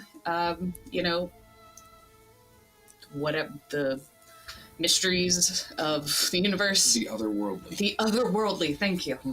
So she'll give a look to, Theo, we're searching for a worm, and also give a look over to Alec, like, if you see it, also let me know. I want to try something. Dissection is an ability. It allows you to not take a bleed when you are dissecting organic material in this moment. This is a little more involved than dissection. We're talking surgery. So you are using your dissection skills to figure out what the fuck is going on. An attempt to save this girl. Organic matter affected by bleed. That's going to stay constant throughout these next skill checks that we're all making. But just for you, Nettie. If either one of you participate in this surgery at all, you are at risk. The other thing, there are going to be checks that are made, whether it's between all 3 of you, whether it's between you, Nettie, because this is an extended check. The other thing that dissection allows you to do is it allows you to take a gilded die for the check that you're making. I will say there are minimum, this is probably a 3 to 4 step process. You're going to get 2 additional gilded die for the checks that you make, but just you. So a total of 3. What are we doing? So when I do my dissection, I think the first part will be kind of just examining the wound, see if there's any place I need to cut off bleed, Okay. with the forceps or something like that. I'll set the scene for you. You are sitting here. She's strapped to the table, MacGyver style. We're talking bound at the feet. We're talking, there's like a larger kind of cargo strap that's been strapped to her chest. Her arm has been pinned down, but her entire body is convulsing. And no amount of morphine has appeared to stop it. So she is moving around quite a bit. There's a nurse who's there who's attempting to hold her down. Nurse Crewman, who's on the bigger side, but he is attempting to hold her down. So without restraining her further, this will be slightly more difficult to just inspect it. If you would like to proceed without attempting to calm her down or do these things, any of you can participate in this moment. And I want anybody to kind of speak up. What does that look like? Or are we attempting to do this without restraining her further? To set the stakes. I'm not sure it would have any effect, but I envision, like, in my little med kit, I don't know, like, a blend of like herbs, like lavender, valerian, chamomile, and whatever goes into the like. You smother someone. Chloroform. Okay. You're making anesthesia. Right? Yeah. I, we'll turn to, they brought in the bandages and stuff. And so one of my, little vials, I have our antiseptic hand gel, and then turn to like Theo and be like, get to the green vial. And she knows like that is the like, Yep. Try to knock someone out. I would love for you to, in this moment, make a focus roll. Me or Theo? You. Okay. But anybody can offer dice to this if they like to offer drive. What I do ask is for you to tell me the result on the added die. Okay. So while this is taking place, I think he's going to, being Alec, will remove his hat. He's going to place it on a nearby counter. I think he puts away his journal. He puts away all the utensils he had in his hands, and he takes a step, giving just the appropriate amount of space, but he steps close enough between the two of them so in case he needs to react quickly, he has the ability to do so. He's also constantly looking out for her because he knows in situations like this, she likes to meddle. Mm-hmm. Okay.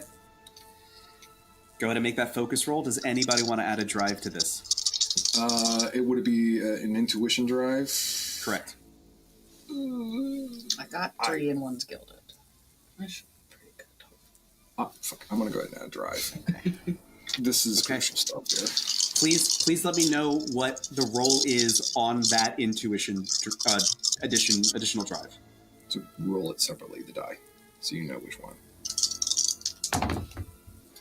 Well, fuck. What's the other one? What's the other one, though? So the one that I gave the drive is a 3. And 3 was the highest of the others. Okay. I'm going to burn my resistance. Okay. Very good. And reroll. So his drive, what was added, is Got it. taken. Mm-hmm. That's firmly at a 3. Why do you hate me today? The tides have turned. The dice have speaking. That is a 3 on the gilded, so I guess I get a drive back even though I fail. Guess chloroform doesn't work with spiritual entity calming. You start to create this kind of sedative. You've used it in the past. You fill up the syringe, Alec, when you step forward to kind of just like create space, right, and make sure that you can act in this moment. You're like staring at Mary for a moment, and for a second she snaps her eyes at you and goes, "Ah!" and just screams directly at you, and you're going to take a brain mark because this was reminiscent of her, but not. Oh my god! But not quite her. It is just like stuff of nightmares. Her jaw is kind of almost distending beyond the moment. What you do notice in that moment, Alec, the fingertips that are affected, it almost looks like the skin is starting to droop away from the bone. Okay. Like something supercharged melting something. Okay. Oh man. Nettie, you attempt to apply this.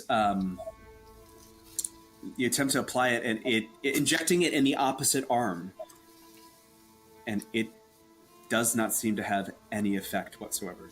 She is convulsing. What do we do next? We're gonna go straight in and see. Well, since Alex said the hand, I'm assume I also see, or is that a spectral? You'll gesture. image that You'll I don't- gesture.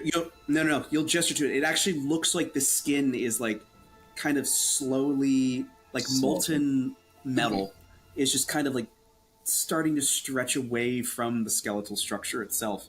Are you inspecting the arm now and the roll and all of that? Okay. This is going to be a medium stakes roll at this point. Everything beyond cannot go below medium I want out. because she's not still. Nothing you can do in this moment can hold her down. Go ahead and make a survey roll for me, or a focus roll. Okay. Anybody would like to add anything this moment, please feel free to step in. For those of you just watching, You're we had right. a microphone literally just fall Yeah, while this just- is all being explained, so that's why she reacted the way she did. Had a small heart attack because, And if you hear the audio, you'll know about when it falls. yeah, that's, just the spirits in here. Thanks, Alec. It's her. Theo. I'll add a drive to Nettie on this one. Okay, Okay. Roll that one separate. so it'll be what are you rolling? Survey or focus? Focus. Okay, and this is a intuition drive that you're spending. Yep. Theo. Okay. Oh, good. You should take.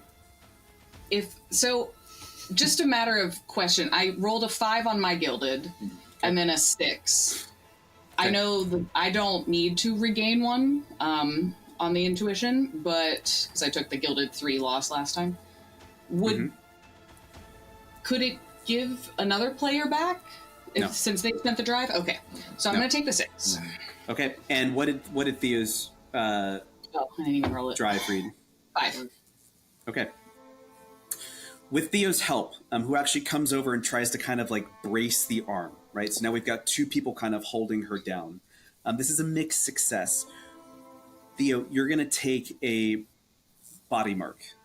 Okay. Because in this moment, as you're holding her down, she like wrenches one of her shoulders really hard that you're holding, and it kind of tweaks your wrist for a moment. You're like an old war injury from like kickback from one of the rifles that you fired. You Yep. kind of like, but it's enough time for you to inspect the wound. There are a couple things that are going on. The first thing that is going on, there's very clear incision points that looks like the flesh itself has been like pulled away. It's not a clean incision. It doesn't look like it was caused by glass. What you're looking at is something that looks like it's been kind of torn. The second thing that you notice in this, the skin itself is starting to kind of all around this arm.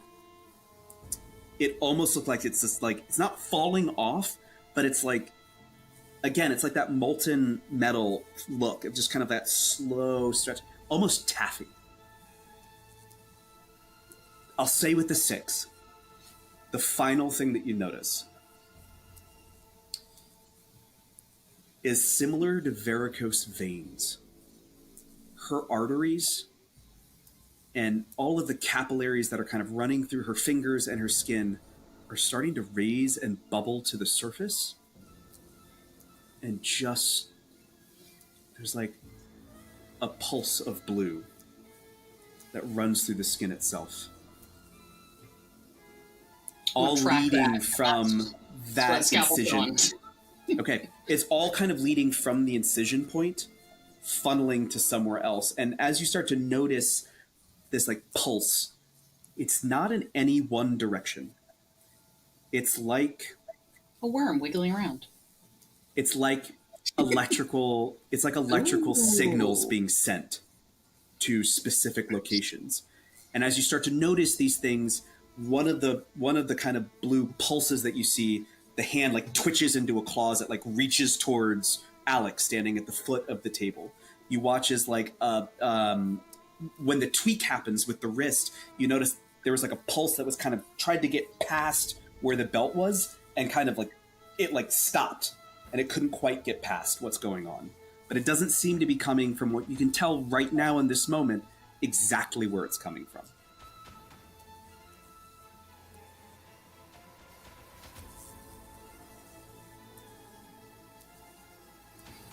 Okay, well, then I'm going to roll the dissection. Okay. So I have a question. Yes. Is there any way that Roderick could convey a message through Theo to give Nettie a drive to help out in this situation? Give some inspiring words. Well, let me ask you, Theo. What conversation have you guys been having? Are you so drawn into what's We have like happening? 3 conversations at once. She's amazing. Well, Are you? Go ahead. Sorry. Theo I is was a gonna woman say- of many talents. That's true. Is Theo wrapped into what's happening right now, or is she communicating back to Roderick? I think Theo is purely coming from the, like, this is war, like, we're in battle, like, this is, like, something that, like, we have to be on top of and take care of it. And she's so used to, like, firing out orders of stuff where it's like, go do this, and, like, doing that rapid communication. I think in this moment, that is something that, like, she would, like, shoot those quick messages over to Roderick, being like, we're here, this is a problem, we're finding it, we're trying to go, and, like, give, like, the quick little highlights of it's like, this is where the power source is. But, like, the key points. I'll allow this. Roderick, what are you... And then I want to hear, whatever the message is, I want to hear how Theo delivers it. So, also, could I argue, is this a high-stakes role, since we're trying to save somebody's life? Good, because I can use cunning. You dick. I don't have any intuition left, but I have cunning. You son of a bitch. Look, Theo. Okay, now I see what you guys are doing. Look, okay, I roll so low. I have to have everyone else also help me with their dice. You gotta tell Nettie for me. I know her and I haven't always seen eye to eye, but she's the best damn doctor I've ever seen, and I'd trust her with my life. I know she's popped me in the face a few times, got me out of a pickle, and I know that she can save Mary's life in this instant. She's just got to believe in herself. Tell her that. How does Theo relay that message in the middle of a surgery? Roger says, "You got this, bro." Hey, that's still might be a lot. That's true.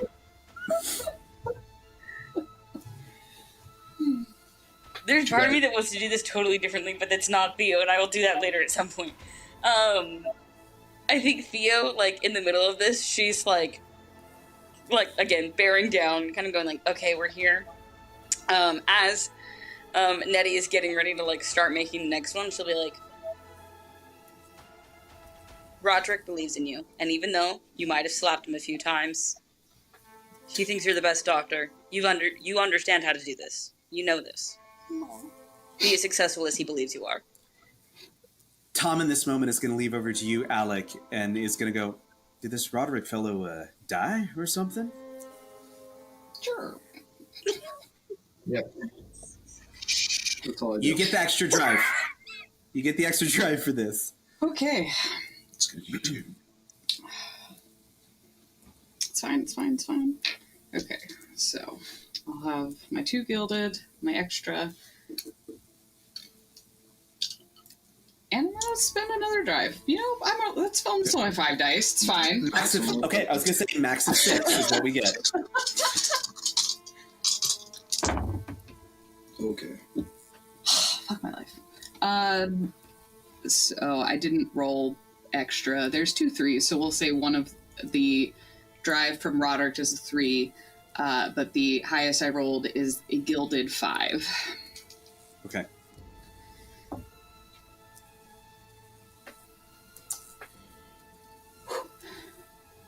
Let me ask you this question. If it came down to it, would you be willing to amputate Mary's arm? Absolutely 110%. Yep. Nope. She actually will pull out a mini saw and just... Right from her boot? Yeah, they got little chain ones. Yeah. And, you know, you just...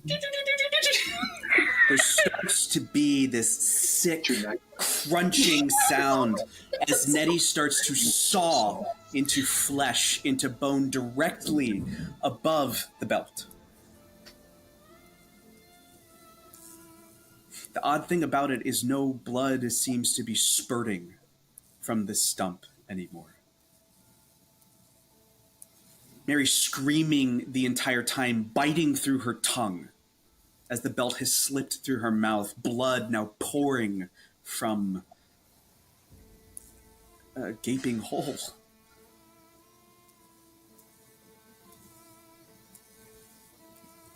but the wound itself seems to cauterize where the saw was cutting through, and the sickening sounds that emanate from this surgery are steel on bone. Tom excuses himself from the room. The nurse excuses himself from the room, retching as he walks out. But the arm is successfully detached. And after a moment, Mary's breath seems to, though she's passed out, still and settle. And as the three of you stand around this table, something begins to writhe underneath the flesh of the arm. I was going to say, I'm going to treat this like a hazardous object and like immediately pull it away from everyone else and like maybe go put it near the sink. Because the other thing that I have is... Nope, I won't let you do that. Don't touch it. That's all I say. Oh, God. Because I have a bleed containment vial that I can... That's like Well, I was hoping I could get the worm and shove that in there. Okay. As But you be like, are, no, don't touch it. Be like, but the worm, I can put it in. as No, the two of don't you touch it. are arguing over this arm, Oh no. right by the wound itself, you see something start to push through and up through the flesh. The light coming closer and closer to the surface. And our scene shifts back to Roderick inside the penthouse. Balls. As you start to inch closer and closer to the table, wishing words of good luck to your friends who are, you have no idea where, in the room of a genius, of a madman, of a magician. As you start to approach the container on the table, the glow seems to pulse stronger and stronger as you see this inside the container. Give me one moment as I pull it up.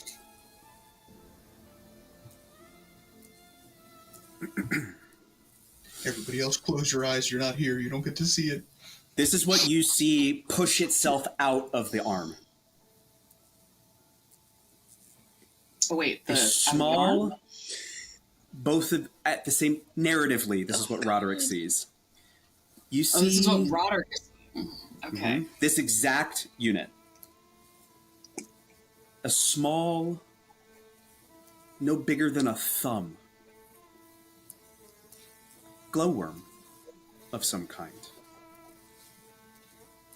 Sparks touching the outside of the container as it slowly, almost lethargically, writhes around. And as it looks up directly at you, you notice what appear to be two very small hands as mandibles.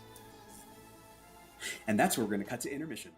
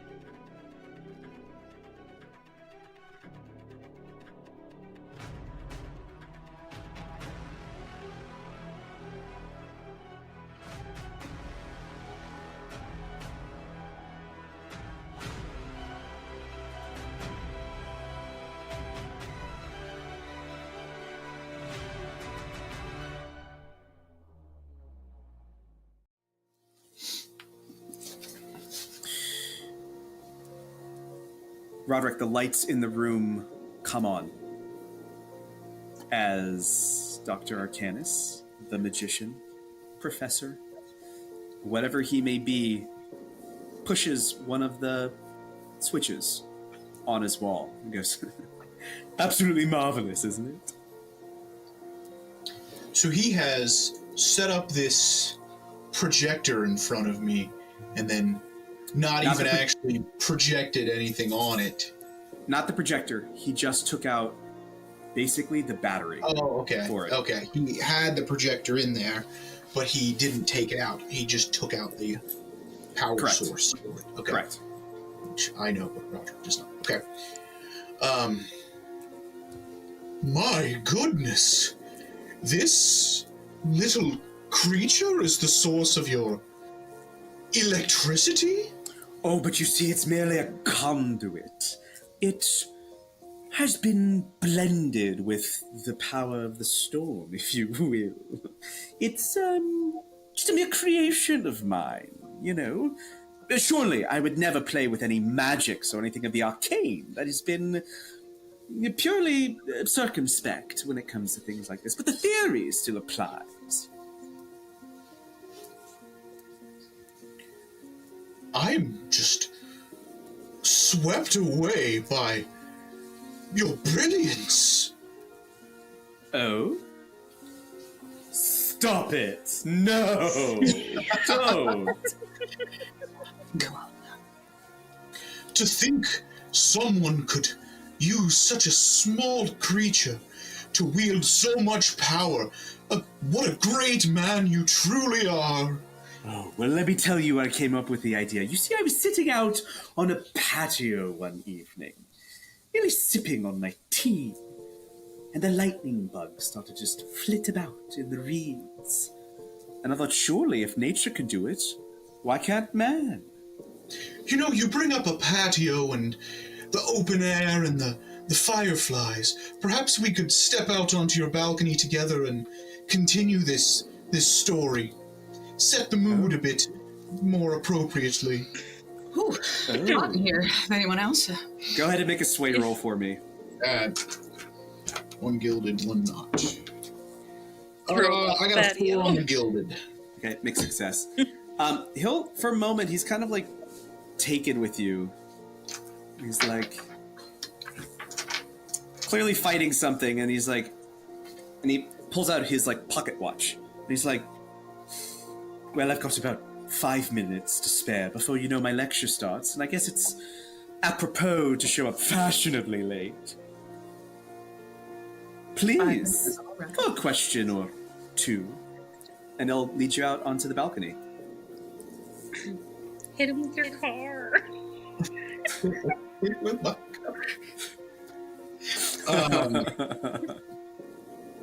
Damn, 5 minutes. Ain't a lot of time to work with. Oh boy. No.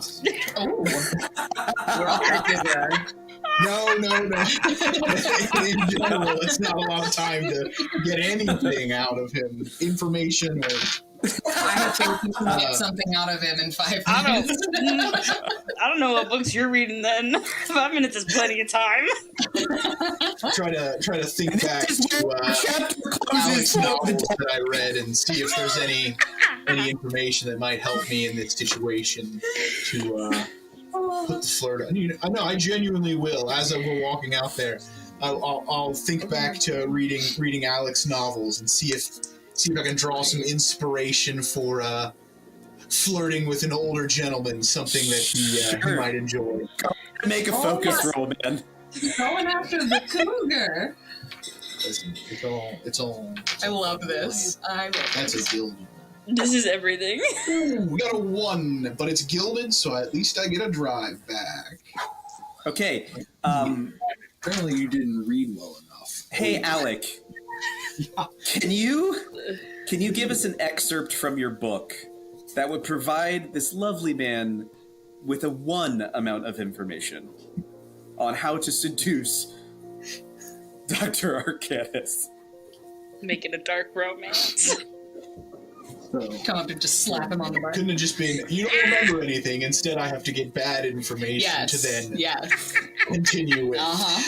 So you remember reading back in the novel that you just happened to pick up one day when you were perusing this random drugstore shelf. It was called Dark Obsession. Yes. So you picked it up, you began to read it, and you remember that there was a particular character that was attempting to woo an older gentleman. And you knew that in his theory, essentially,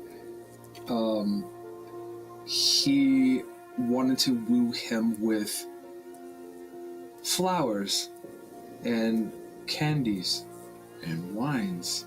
You, as a magician, should be able to produce a bouquet of flowers, surely. Yeah, okay. They're daffodils. He's allergic to daffodils. Falls off the balcony. Again, Sorry, hit him our with your headliner car. performer will not be able to make it today. He's We will currently say in the that ocean. this failure Guy. for the next arc of the scene with this information that you have. Every roll in the rest of this little narrative is going to be a medium stakes roll at a baseline. Okay. With your information about producing flowers from your sleeve. Well, I will, I'll go out there with him and, only 5 minutes before you have to go on stage and be in front of all those people again. I'm sure that must be at least somewhat stressful, you know? And I noticed earlier you were a bit tense. Maybe instead of asking questions, I could spend those 5 minutes helping you relax a bit and get prepared for your lecture. And I will, as I say relax, I will use my item that is my magician trick, and I will produce the flowers out of my sleeve like I remembered from Alec's book. And I will waste a gear slot on this old man. I'll say for the gear slot, it is several magician's tricks that you hold. It's not just one. Okay. So any magician's trick you can come up with, I'll allow. Okay. The second thing, as you step out onto an incredibly windy balcony and produce flowers from your sleeve, please make a swing roll as the clouds stream by. All right. A sway roll. Love it. 2 4s, one of them's gilded, so I'll take my gilded 4. Okay. I like that this scene has really just become a I'm gonna get all my resources back moment. Wait, Bingo! have you used your free error on the double criticals? No. Yeah. Yeah, I used it earlier on something that actually was useful, so. Okay, that's good at least. So as you produce the flowers, the wind immediately snags them and they just go out onto and you kind of like watch them for a moment and look back at him, and Arcanus is actually slightly bemused. And he's like, well, the clouds just swept you away. What, Much like you have tonight. Go ahead and make a sway roll for me. All right, let's get some more resources. No, we'll take the 5 on the non-gilded. Oh, well, Charming. I would... I'm a little taken aback. I've never met somebody who's nearly as forward as you are, and as eager to, perform together. I've got a few tricks up my sleeve as well, and he'll do the same kind of flower trick, and they take off, too. I'll give him a little ooh.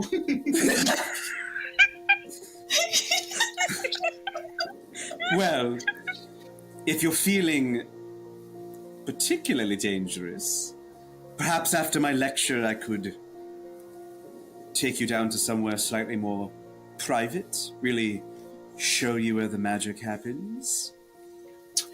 I think that sounds delightful. Say, should I meet you back here after your lecture is over and you can lead me off to this mysterious place?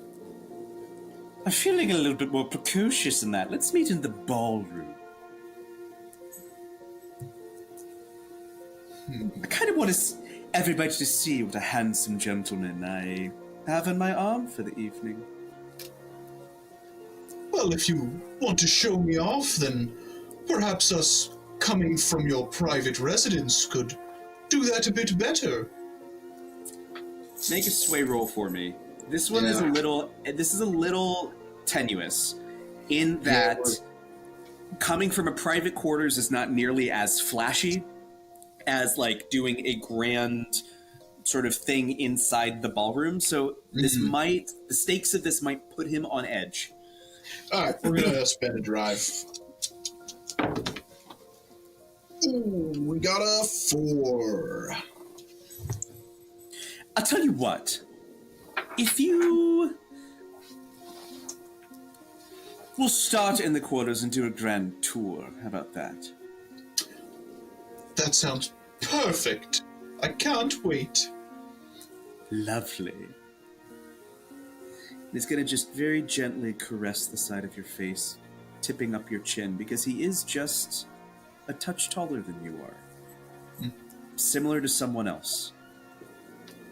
And we're going to flash back down to a sleeping, resting, really passed out Mary. The three of you standing over an arm with this little creature trying to push itself out of a semi-cauterized wound as sparks begin to crawl across the skin. What do you do? Catch it. I How do you catch absolutely am going to try to catch that little worm in my little bleed containment vial. Make a control roll. Oh, shit. I'm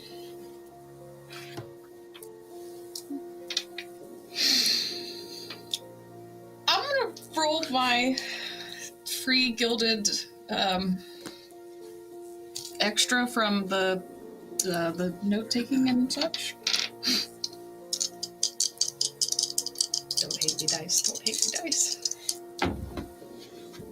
Okay, I'm going to take the non-gilded 6. The non-gilded 6.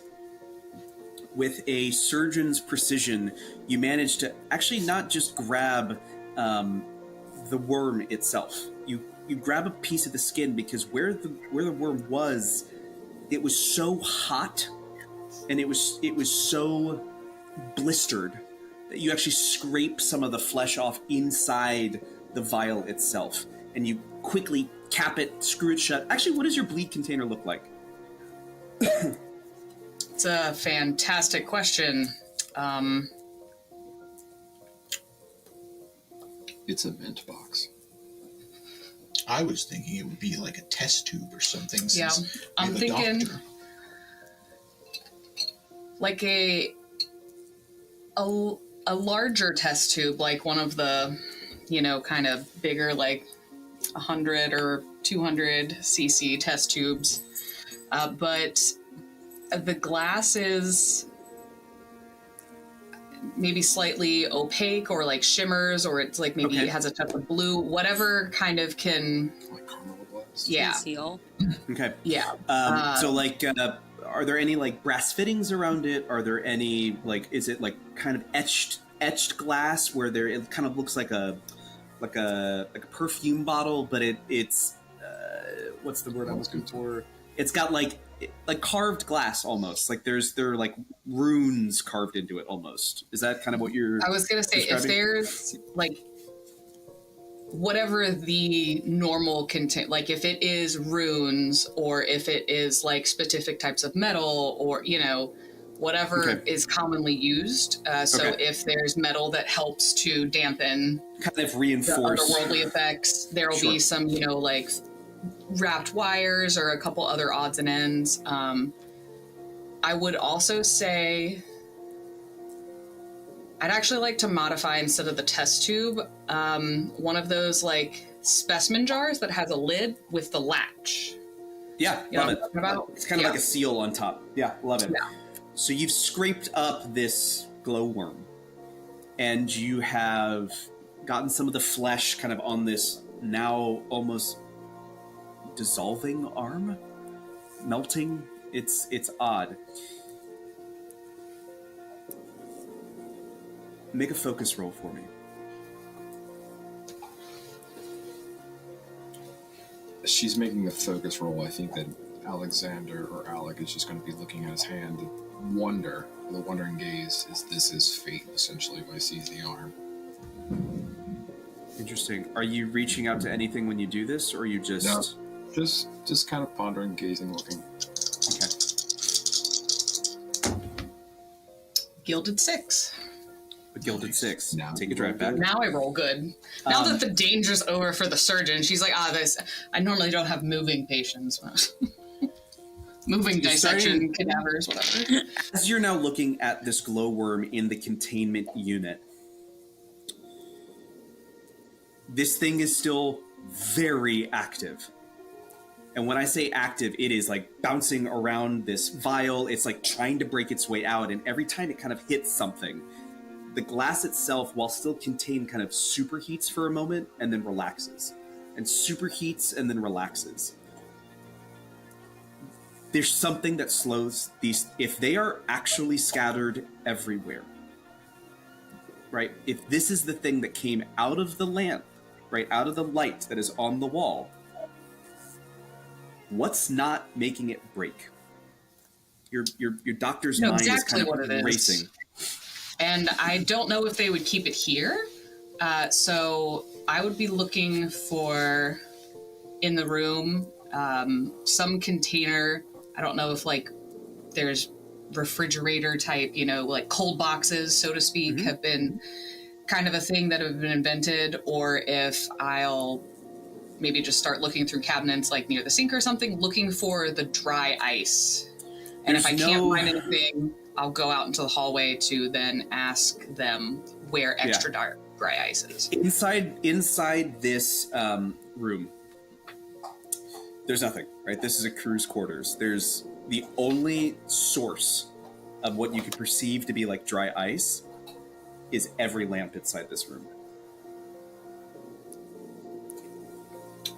Not taking it from those.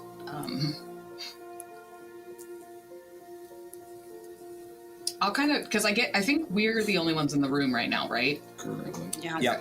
And a sleeping, passed out Mary. I'll kind of just do a quick once-over to check her vitals, make sure everything's stable. She's as stable as a recent amputee can be.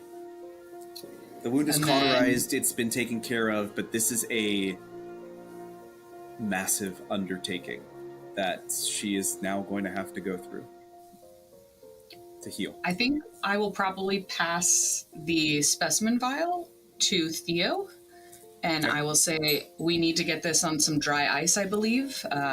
Dr. Elwood, when she showed me her portable socket battery, there was dry ice in the compartment. So either find her maybe and see if we can stick it in her little portable one, maybe go to the chef's.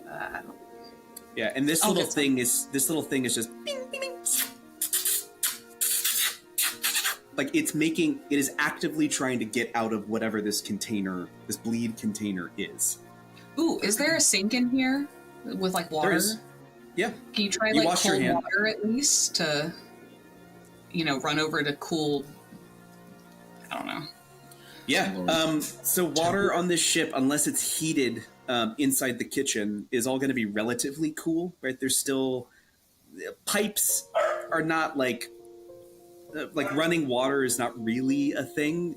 It is working inside the ship, but it's isolated to the floor. So there's a reservoir somewhere, kind of on each floor, that runs an internal pipe system. And then when you turn around and run it, the water's not quite cold enough, but it's entering conditioned spaces. So there could be potentially reservoirs that are cold enough, in that it's outside of the floor, sitting inside the blimp. Does that make sense? Mm-hmm. Yeah. And then I would probably like clean up the space, get the contaminated like linens and stuff. I would apply some like salve or ointment to the cauterized burn and wrap it with some clean bandages. I would also then wash my hands, of course, and do the same for the small burn that Alec received. Trying my best not to touch him, got my, shock reminder that I don't want to do that again. Okay. And, just clean up so when she does wake up that it's not to a horror site, Okay. Just to be clear, to understand what's happening, Roderick and Arcanus are leaving basically for that lecture. This is going to take some time to re-sterilize the space, to take this time to heal with your party. You will likely miss kind of the first section of events in doing this. But I just want to sort of set that. And I'm prepared for that. Consequence. So you guys can go off. I don't mind staying behind and just cleaning the space up. I'm gonna say Theo will take the vial and we'll go out and find Bose and Tom and be like, I need dry ice and I need it now. And then we'll be like, head up. Dry ice? I'm actually not sure where that would be. I could certainly go ask the captain, but it's a very odd request. Any particular reason? And he's like, it's very clear that crewman was vomiting. Like he's like trying to clean it up. Sergeant Ross is nowhere to be seen. And was standing out there waiting for you guys. Yeah. Okay. I have a question. I'm more because this while this is taking place, it just popped in my head. Is there something I can roll to determine the effects that I had seen coming down the tube? Because above the table, I think I know what it is, but I wanted to see if intellectually, if you can figure it out, kind of like the tube, how it kind of frosted and then didn't. Oh, okay. Yeah, when you saw the letters and all those things. Yeah. Go ahead and make and I'll say this is relatively, unless you are consulting the board or you are, the way that I'm kind of approaching this is that either this is going to be like a sense roll, right, where you're kind of extending your senses beyond to get an arcane understanding of what's going on, or this is a focus roll where you're attempting to analyze the events that have led up to this point. Okay, I want to use a focus. Okay. And I'm going to go ahead. I'll say this is relatively low stakes in that no damage can be done, no anything can be done, except it's either you put it together or you don't. Okay. Can I spend a drive to give to maybe just how would you I guess my question is, Alec, are you sharing what you saw inside the elevator? Yeah, because I think the thing that would trigger his memory or trigger him thinking this, which literally was me, is when you started talking about cold, dry ice, etc., how these were kind of beginning to tie in some of the things that we've seen as far as we know this came from kind of the light sconce or the fixtures. Mm-hmm. So I think kind of when we were coming down into this area, we had the electric or the kind of thing that was happening inside the balloon. Sure. So yeah, it kind of, what they were doing kind of triggered my thought process. Amazing. And I feel like I would be like, kind of like here you have a student like talking about something, you have your professor that is kind of like just offering little tidbits. Yeah, go ahead and add a drive. Theo, you're outside the room with Tom, correct? Yep. Okay. Do you want to keep the roll separately? So does that apply? Or No. For this, it doesn't apply. I have a 4. Okay, so mixed success. Here's what you're putting together. As you start to talk about electricity, the things that you know about electricity, she starts talking about brain impulses and how, we're just a system of basically firing neurons and electricity and all of these things, right, on a high level, in a Victorian level, right, because it's not modern science. You start to put together a couple of things, especially knowing that each one of these sconces is now isolated. Number one, all of the gold throughout the ship, totally decorative. Each one of these light sources is powered by its own battery, essentially. The worm. Correct. What it triggers in your brain, because you have been referred to as a conduit before, that you have been referred to as like something flows through, to you. Whatever these worms are, enhance your powers. They both make you more accessible because energy is flowing. You are throwing energy out, but it also makes you significantly more vulnerable because all of the energy is flowing to you. And when you start to having those sort of cross points as you were going down the elevator, the worm inside the elevator was essentially using you to flow to the worm outside that was inside the staircase. Correct. And it was allowing things to reach for you. So you're basically an amplifier. Correct. The question I have is the things that I had seen as far as like the kind of frosting of the glass, is that an effect? Because you said it was more like a gaseous kind of reaction. Would it be something like nitrogen to keep it cold? Not that I would know. I mean, that's kind of like what I'm going to workshop essentially with the doctor as she's dressing the hand. Whatever spirit was something. Yeah. Exactly. Okay. Whatever spirit was being let in, you can assume was her at that point. Right. Was basically cooling whatever gas was there and like throwing it across the elevator like she was breathing on it and tracing letters into it. So not only is there a super cooled gas inside the blimp itself, if utilized in the right way, the spirits have access to it too. Oh boy. Okay. I think what I would try to convey as you kind of finish up the bandages is that they're not using, Nettie, a form of ice, dry ice. They're using something else, a gaseous something to keep the temperature on these conduits from superheating? Question mark.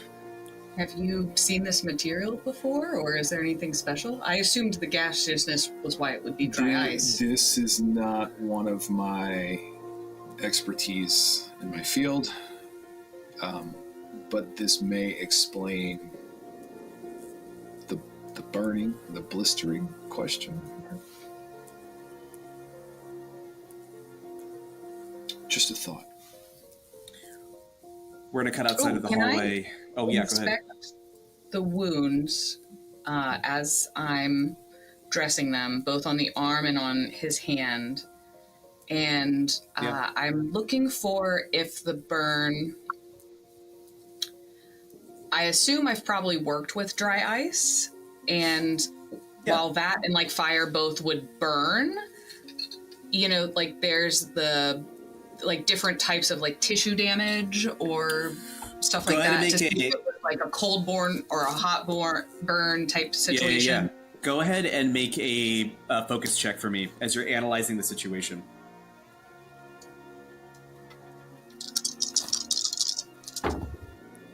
Oh boy. 3 5s. 3 5s. 3 5s. All 3. Gilded? Yeah, I'll take the gilded. They're not cold burns, and they're not fire burns. These are similar to the burns that you saw in the hospital where they were blistered over. Okay. These are things where there's like slight char marks, but they're not char marks in that it's like, oh my god, it's like a burnt piece of wood. It's like the flesh itself has been cauterized and then blistered over. I will say with that, this mixed success, the other thing that you will I'll tell you what. I will give you another piece of information. Because this is a mixed success, but I'm allowing you to choose the stakes of this roll. If you get the piece of information, you will take a mark. And I'll say it's going to be a brain mark. Perfectly fine. I will take it. Okay. You take the brain mark because you come across something that is now horrifying as you are looking at this arm. Those twitches and things that you saw before, this glowworm was actively taking over the nervous system of this person. And the parts where it was taking over the nervous system, kind of what it had access to, damaged and destroyed the muscles and bent them in odd ways and kind of shaped them in different directions. So even if you manage to save this arm was never going to be usable again. This thing was attempting to get to the brain. Because if it grabs a hold of the brain, it's going to reshape the entire body.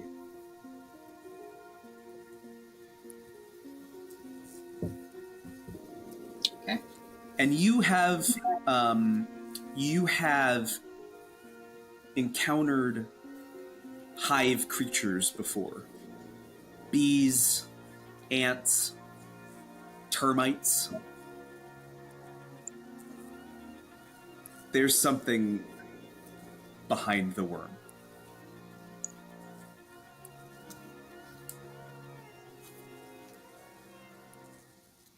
Okay.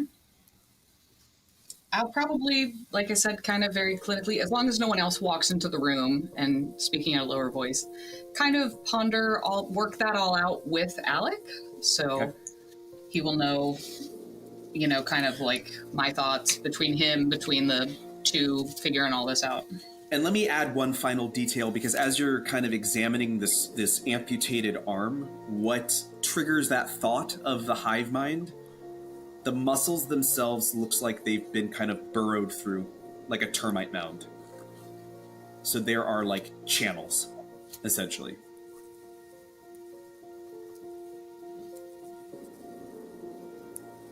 Okay. Look what you did. Theo, you're outside with Tom. He's like, well, I mean, I could talk to the captain, see if we've got any dry ice on board. Theo's gonna take a deep breath and be like, fine. When you find something for me, I will be upstairs. Come and it's on. just gonna He's keep it driving. cool. Sure. He's driving this blimp. We could go ask him right now. And he starts to head towards the cockpit. And she'll follow immediately. Also, Okay. kind of like keeping an eye on that one door with the walls that are like a little too high for her liking. Okay. As you start to walk in to the cockpit, you see what would look like a normal steamer cockpit. There's like a communication device. There's a big channel big handle that's very similar to the one you saw in the elevator. Beautiful glass view. I mean, this entire cockpit just has like a giant windshield on it that almost wraps the full scope of this room. So you kind of almost, it's not a 360 view, it's a 180 view. So you can kind of see vast out in front of him. There's like a console with a giant wheel that he is like giving kind of, not barking other orders, but giving very clear orders to the two other people in the room that are helping him drive the ship. Tom walks in and goes, Captain Hargrave, this is Lieutenant Theo, was it? Or do you prefer Theodora? Theo. This is Lieutenant Theo of the Unyielding Guardians. She has a request for you, sir. And Captain Hargrave stands up, kind of looks over his shoulder, and you catch kind of the very tight white beard that he has as he looks back to the front. And he goes, all right, Lieutenant, speak to a captain. What do you need? Dry ice. I have a Looks at- containment vial that needs to be cooled in an extreme. He looks over his shoulder again, and he furrows his brow. He pauses. Everybody out of the room. He dismisses everybody else out of the room. Theo's in trouble.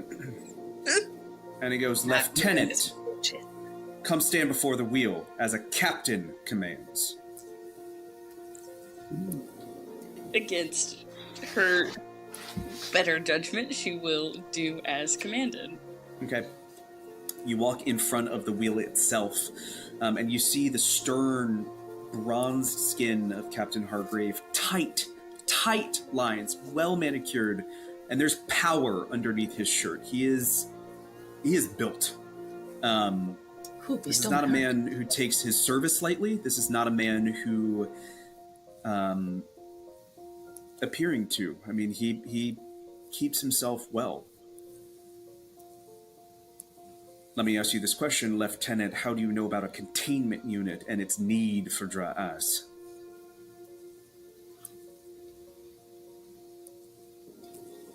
I aided a surgery. Of the staff member that was hired for the gala. Yes, sir. And how do you know that a containment unit would be needed, as would dry ice? I believe I could ask you the same question, sir. Make a... fuck me. This is firmly a sway roll. Fuck.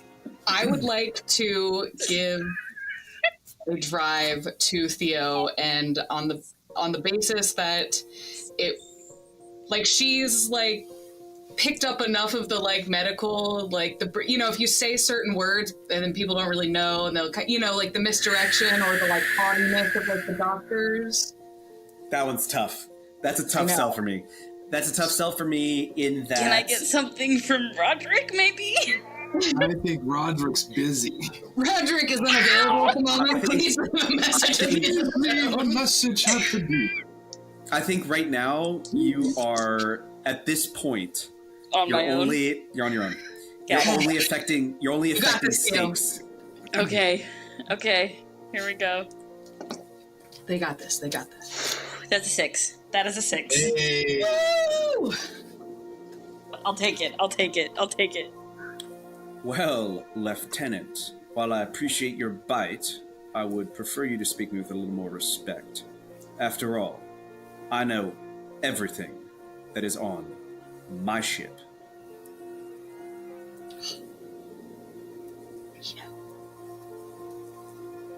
Of course, sir. My apologies for bite.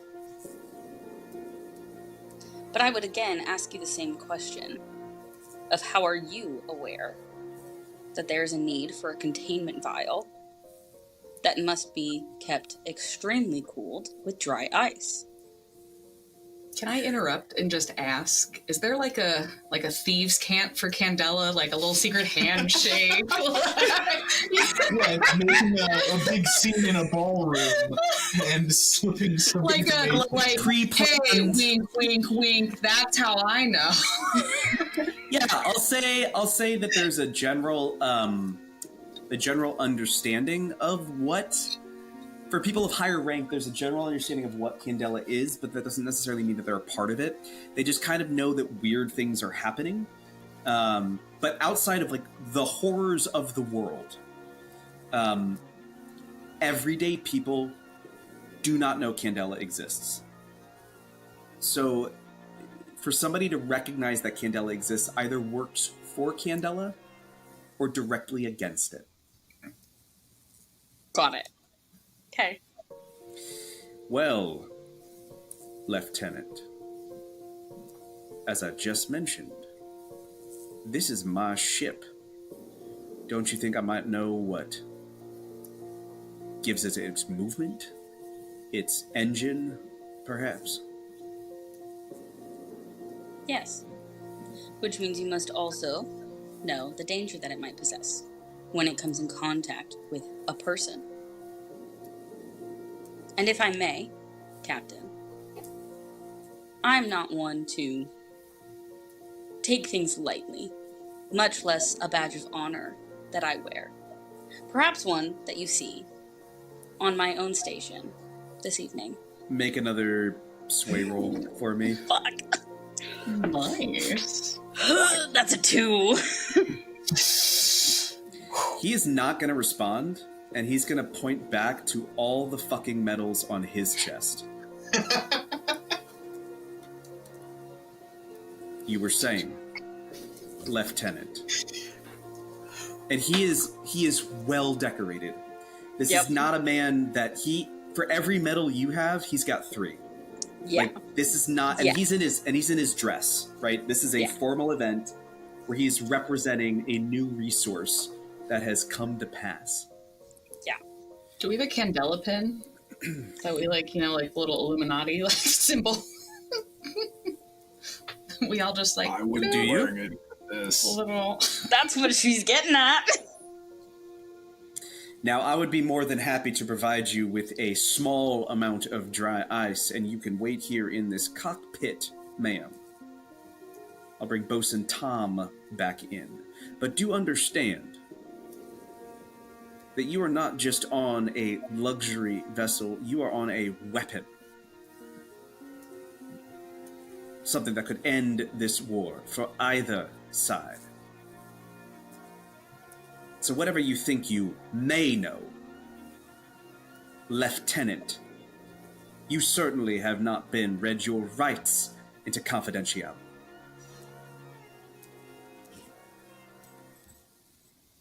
Wait here. And he steps towards the door. And he goes, Bosun! Inside! Watch her! And he's going to step out of the hallway, closing the door behind him. And you and Tom are standing in the cockpit. Awkwardly. Theo is just fuming right now. She is. So, I take it didn't go well. I'm getting what I need.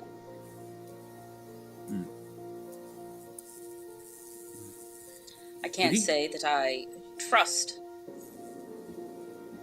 a captain that is willing to take such lengths for either side of the war. I'm sorry, are you suggesting that Captain Hargrave might be working with Otherware? I'm not suggesting anything. I'm merely making observations. Make a sway roll for me. Fuck. That's a 3.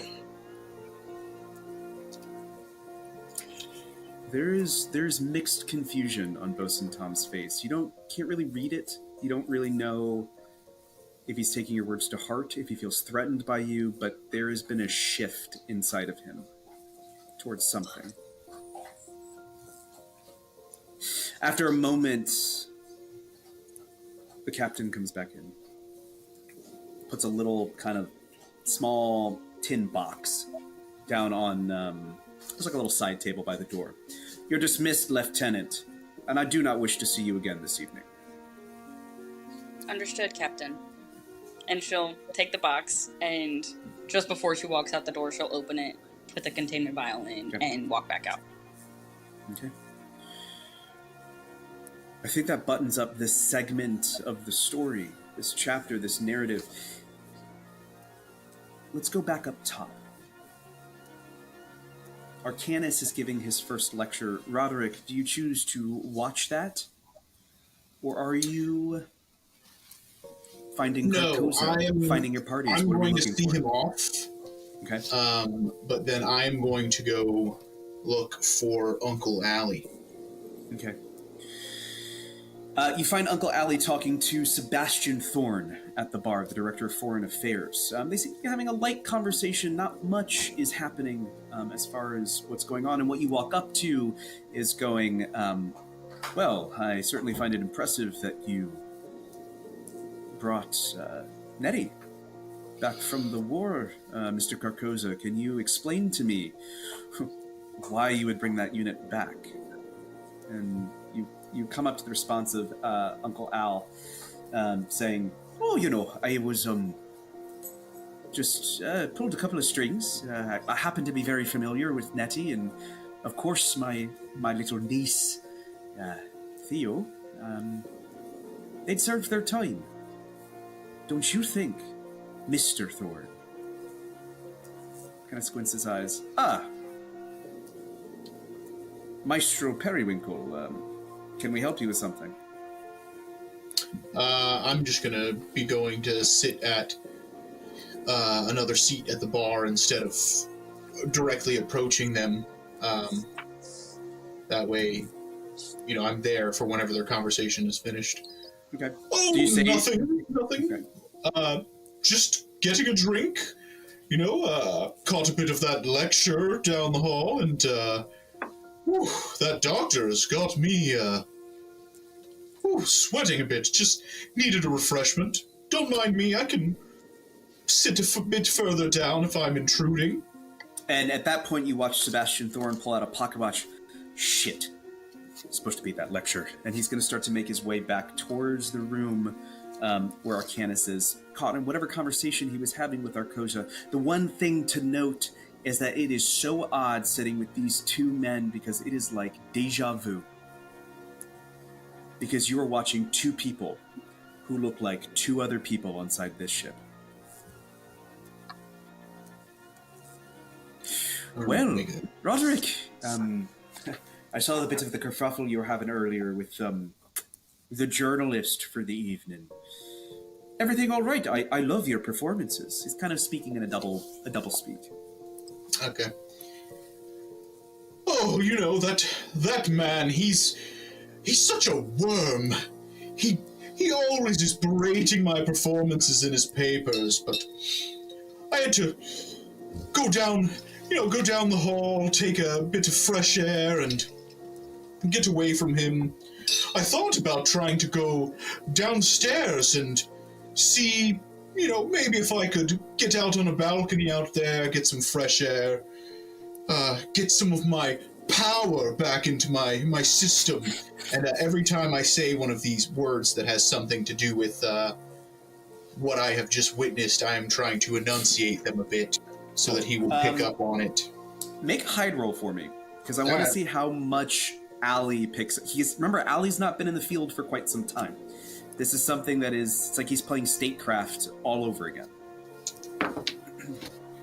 Ooh. I need this man to pick up this information. Screw it! I'll use my other resistance. How do we get resistances back? I have no Knock on idea. wood. And that did nothing. I failed. I got Oh. Allie kind of looks at you, not totally confused, but a little like, worm? Power. He's gotta lean forward in kind of a hushed tone. I'm sorry, Raji, did you fucking learn anything? Or what are you saying? Are you drunk, man? Yeah, it's kind of what he's trying to suss out. I flirted with the doctor. I got him to show me the source of their power. It's a little worm in a little tiny glass jar. And I've got a feeling that in this secret door I saw down by the coat rack, there's the source of the power downstairs. And I tried to tell the group that, but then they got whisked away, down that way, so I'm hoping they've seen something.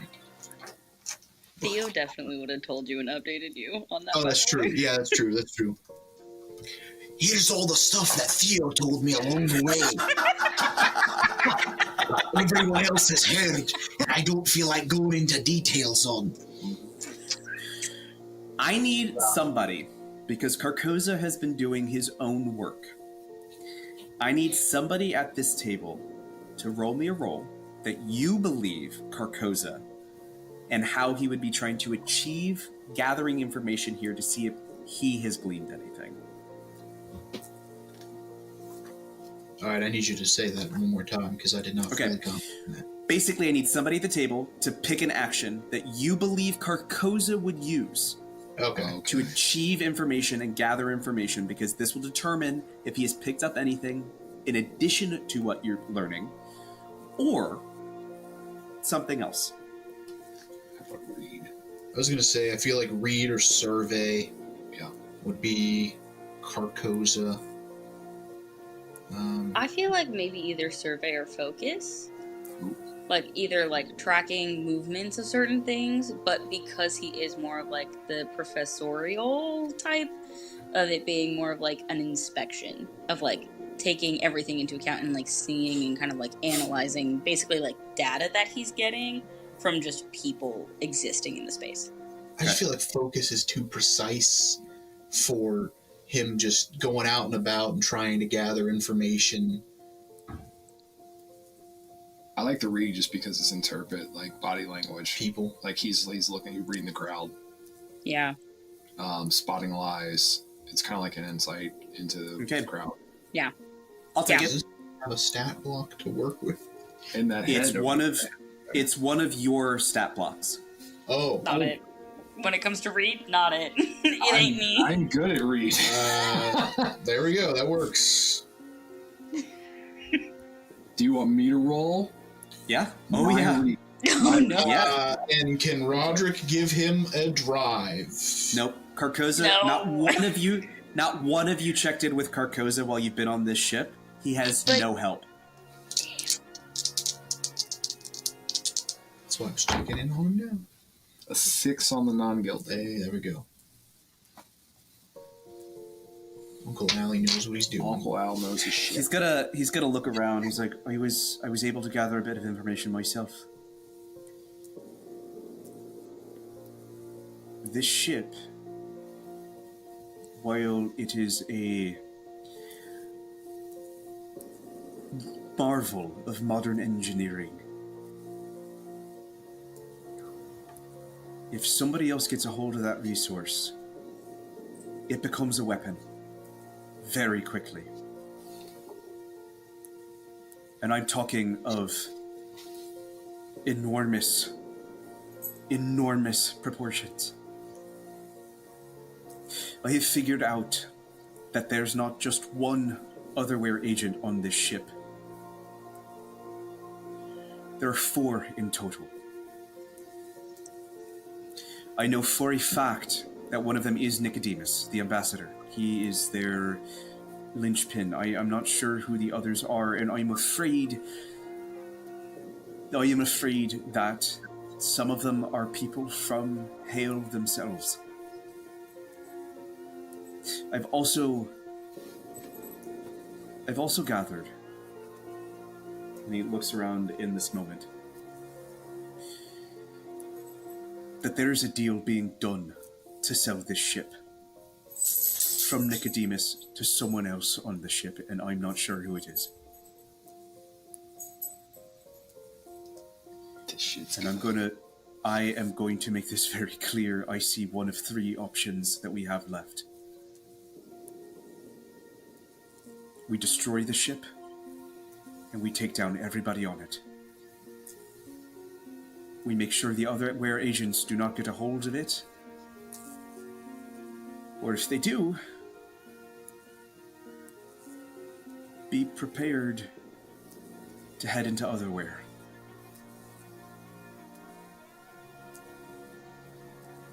And we've got to tell the rest of the circle this, because many things are at stake. Well, I can tell you for sure.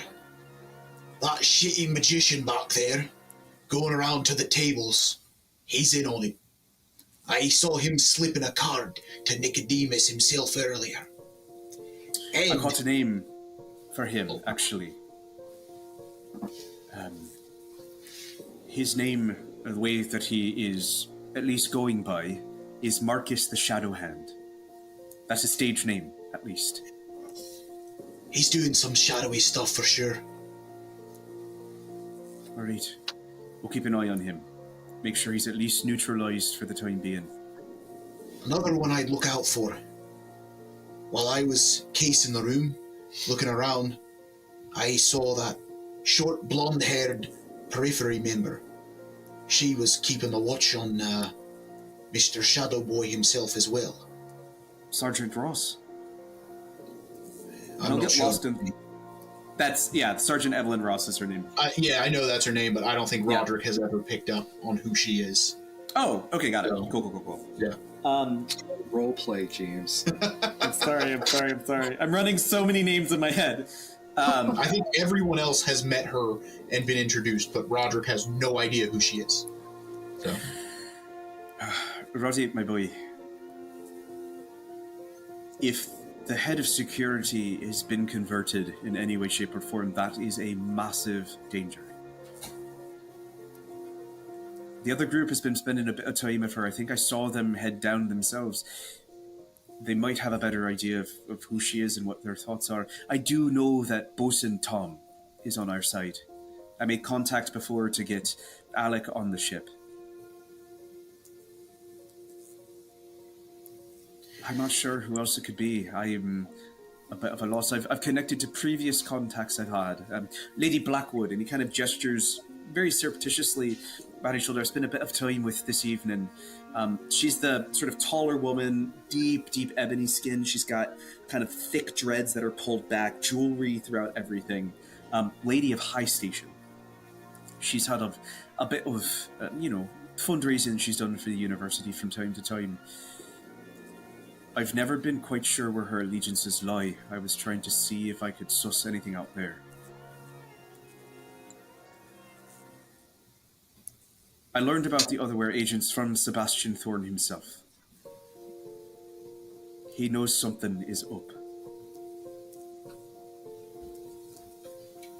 Well, I think it's time we meet up with the rest of the group and share our findings.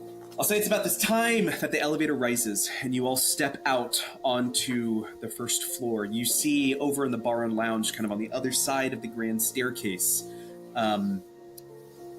you see Roderick and Uncle Ali speaking at the bar. Everybody's kind of milling about. You hear that haunting kind of New Farin folk music that's just hugging the entire space with ethereal sound from the phonographs that are embedded in the wall. Lectures are going on down by the hall. What do you all choose to do in this moment as time ticks by towards Arcanus's bending of reality? Okay, so can we say essentially the elevator would be within the proximity of, like, perhaps Thorne traveling to the lecture in a hurried manner? Because I'd like to do something. You want to go to Arcanus's lecture? Well, Thorne has stormed off, presumably towards the lecture because he checked his pocket watch. So I would assume. Yes. Thorne, yes. So what I'd like to do is quickly move, and the likes that Theo and Nettie haven't seen before, just in an interception path right towards Thorne. Thorne, I would say at this point, has probably made it to the lecture. Enough time has passed that... I'll say you're catching him walk into the hallway. He got stopped by another perfunctory... yeah, I'll allow it. He's talking... I'll allow it. Okay. Yeah. So I think that he would move extremely quick in a very, not quite running, but that kind of power walking move. And I think the way I would envision essentially is he has this conversation, he's about to head off, and I think he's going to get kind of grabbed abruptly by Alec under the arm and kind of shoved kind of more out of the way. And he gets very close and he says, "Listen here, you little son of a bitch, you need to tell me exactly what you know." And I think when he grabs, he would squeeze his arm to inflict a little bit of those kind of visions and things, if possible. Okay. Those flashes. Because there was an altercation, as I remember before, where he tried to stop him and Alec broke away. Correct. So all of you see this. Alec with like unrecognizable speed. I need you to make a strike roll for me as you are physically trying to grab him in this moment. I got a 5. Okay. He's just turning away from another perfunctory, kind of nebbish older guy who's like kind of just like stopping him to talk about, some things he could do for foreign affairs with this new resource. and you grab him by the wrist and kind of squeeze. I don't know if this was communicated to you down in the surgery. Because when Nettie but when she touched you, no visions were seen. It was a soft kind of grace that had been placed on her in that moment. Okay. No visions. And you generally get like an understanding of transference. Sure. So what you're expecting to happen out of instinct doesn't. Sure. It's like the conduit in this space Is siphoning. has fixed you. Where the energy exchange is no longer between you, spirits, and the living. Good to know. You are the transfer point. He's gonna react to you grabbing him. Boy, I love to think that you've got some strength in you. What the fuck do you think you're asking me? I'm asking you. No, let me rephrase that. I'm telling you, you are going to tell me what you know. He's gonna There is serious things going on board this ship. Make a sway roll. Can me and Theo have walked up behind him, and can I small comment or just, Correct. we can like flank him or, Show your scalpel. right. Theo will help intimidate. She can strike him. Sure. And say, I'd like to give him a drag. Okay.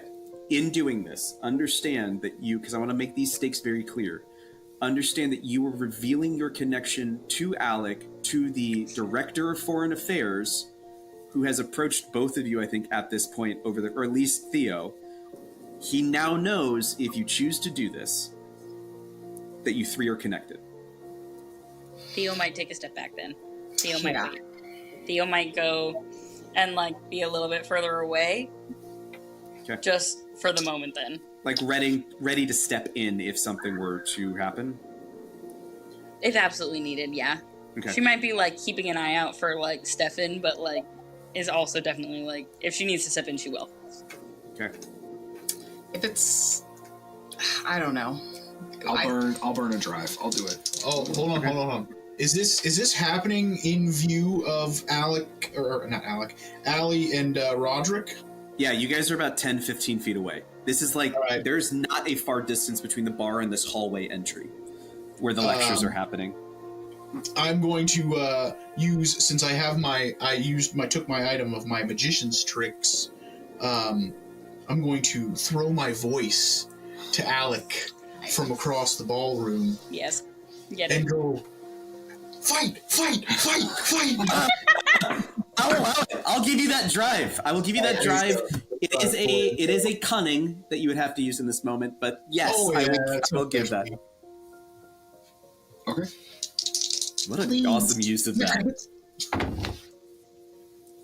4. Mixed success. Yeah. He's going to grab your arm back, and he's going to lean in very, very closely. And he goes, boy, I want you to understand that I got you into this blimp in order to elevate your name from Fairchild to Thor. Understand you do not make demands of me. I know what is going on in this ship. I know what is happening. And he kind of pulls you off to the side now, kind of further away from the bar. To not a quiet area, but an area that's a little less, kind of pulls you over to the table. Now, I love that you think that making a slight jump from romance smut that my new wife loves to read to journalism entitles you to information. But until you give me something further as to put my faith in you, progeny, I don't have to give you anything. Oh man, how do I want to play this? Holy shit.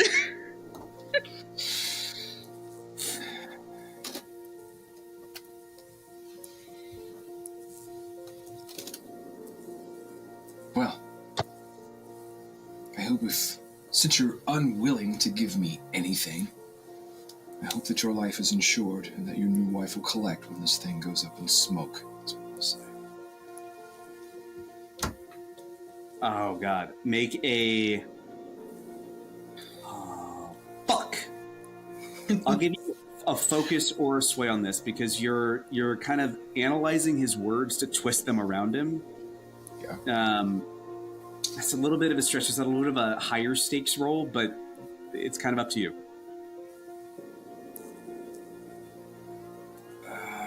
Would you say focus or what?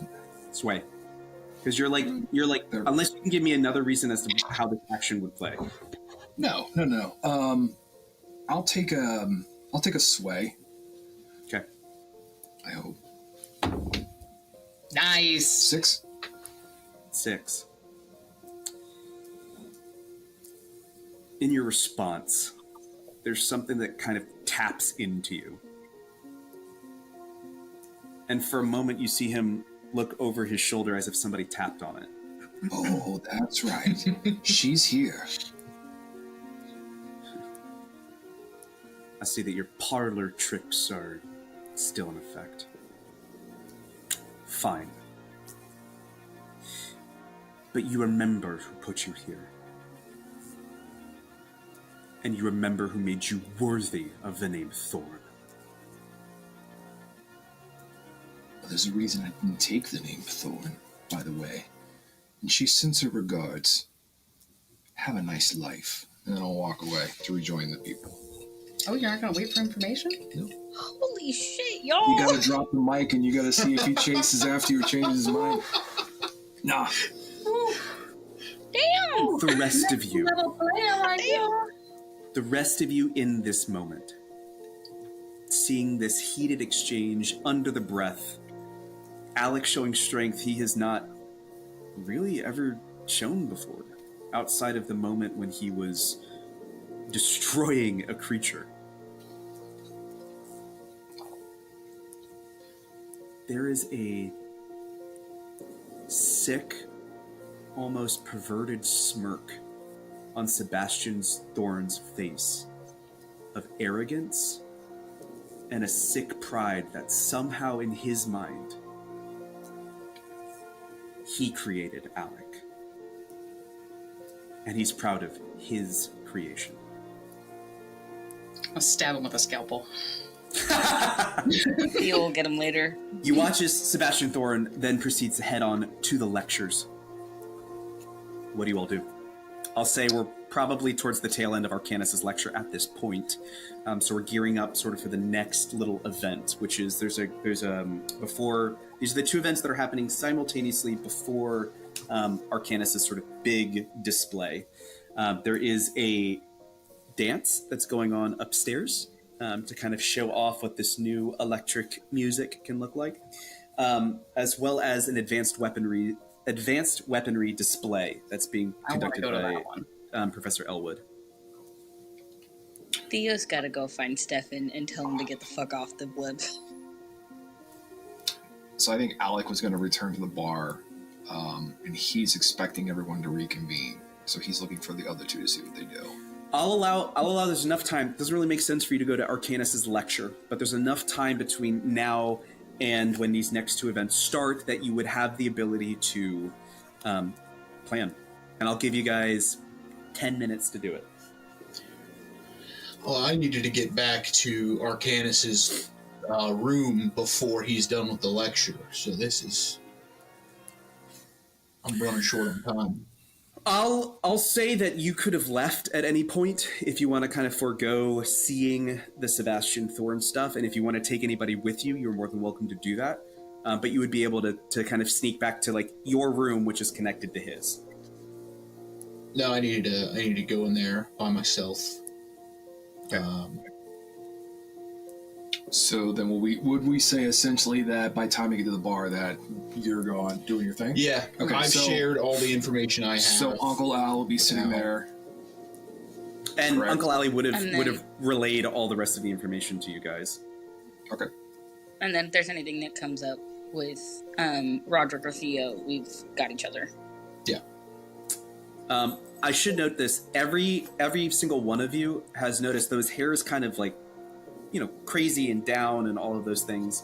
He does have a pinprick on his finger, and he's got the thimble in his ear. So Okay. he's been listening in on conversations. So he himself also has been taking bleed damage.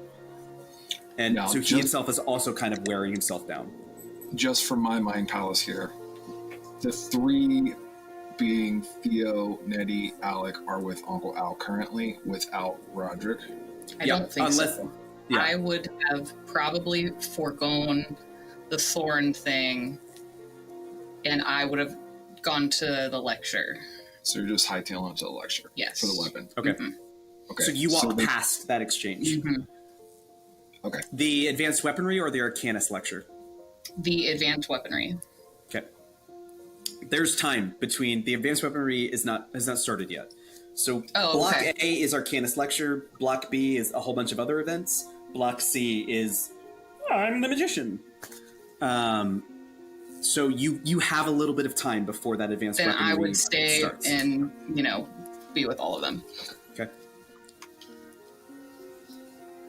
So Al downloads the information. Anything that you guys would like to discuss, relay, plan?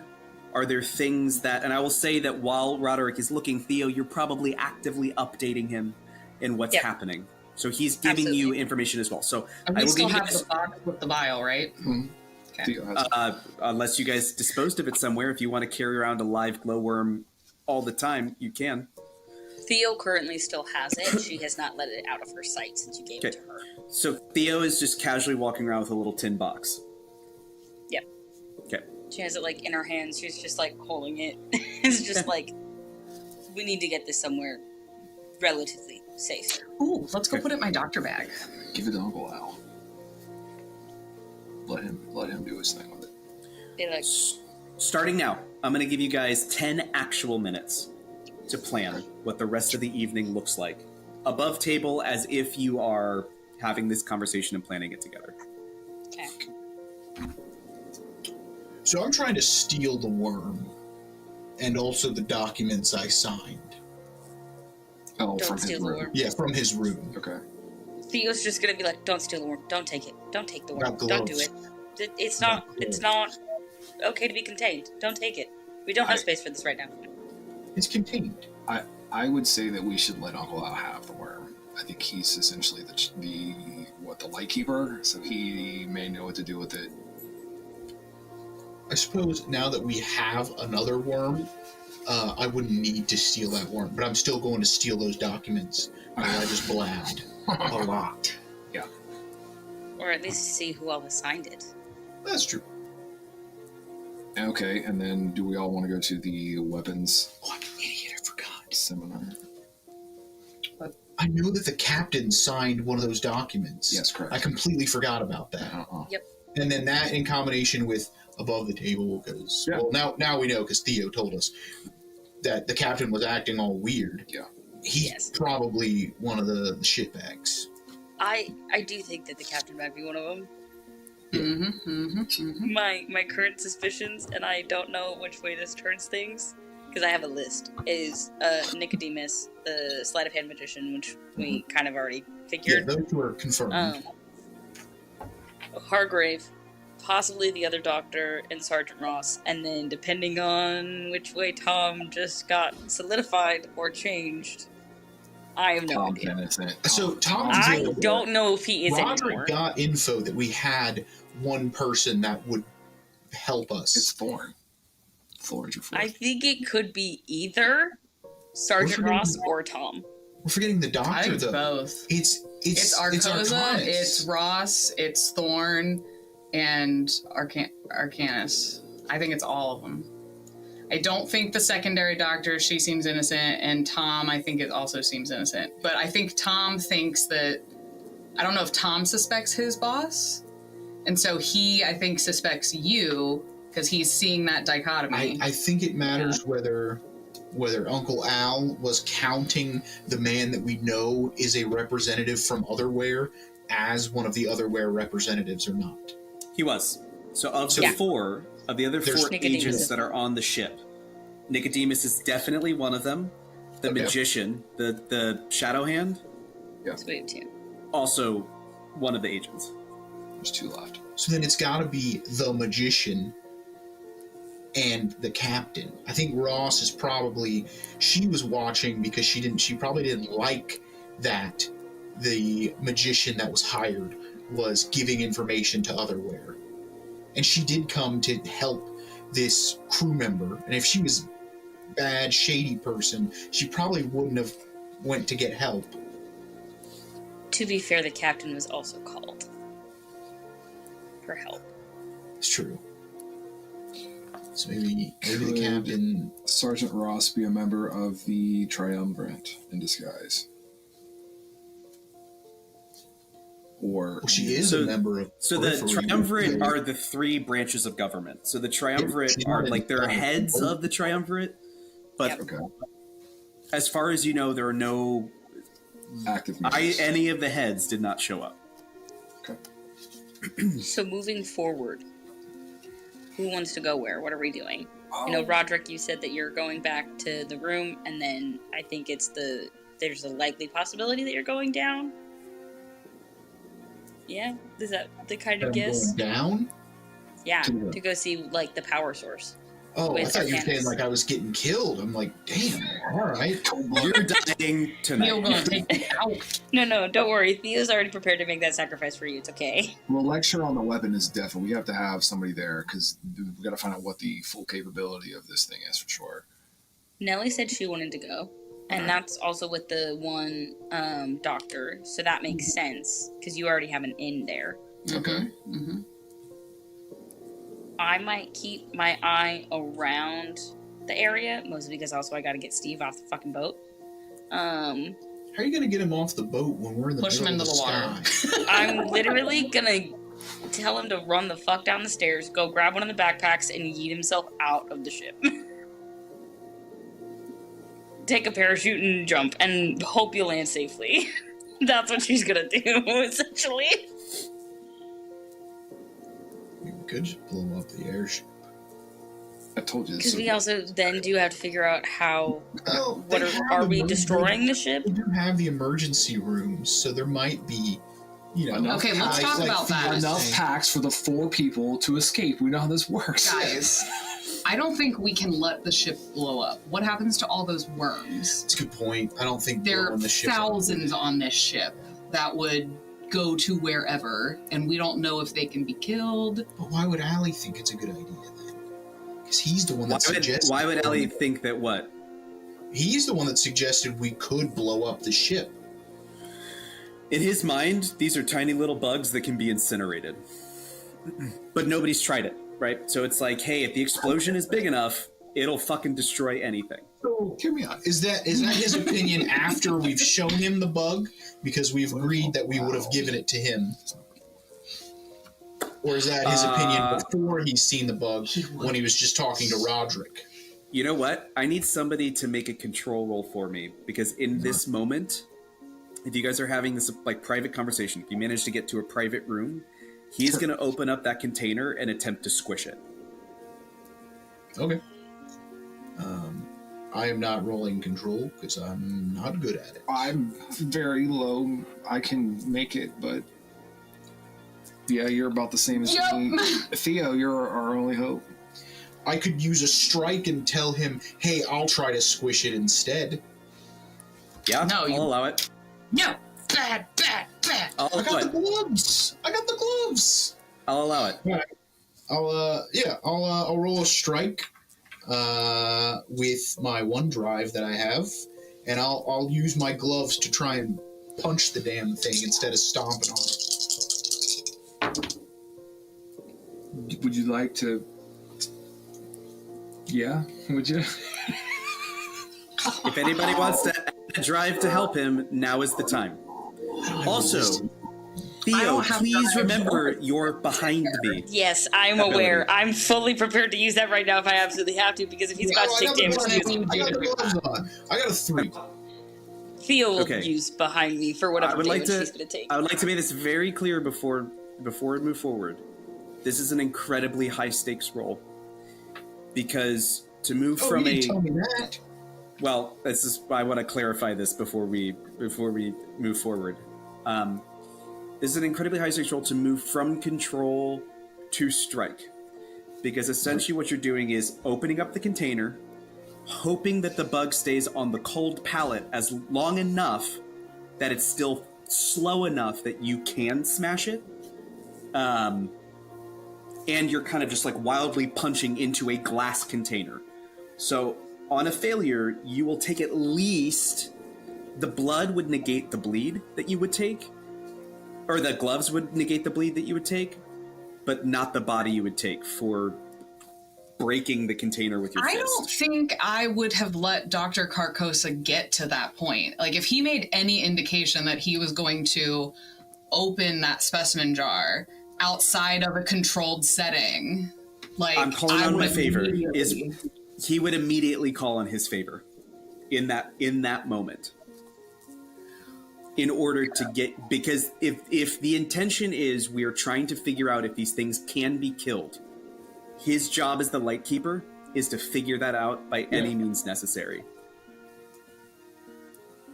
So if you want to burn his favor, he would still let Roderick do it because Roderick is volunteering.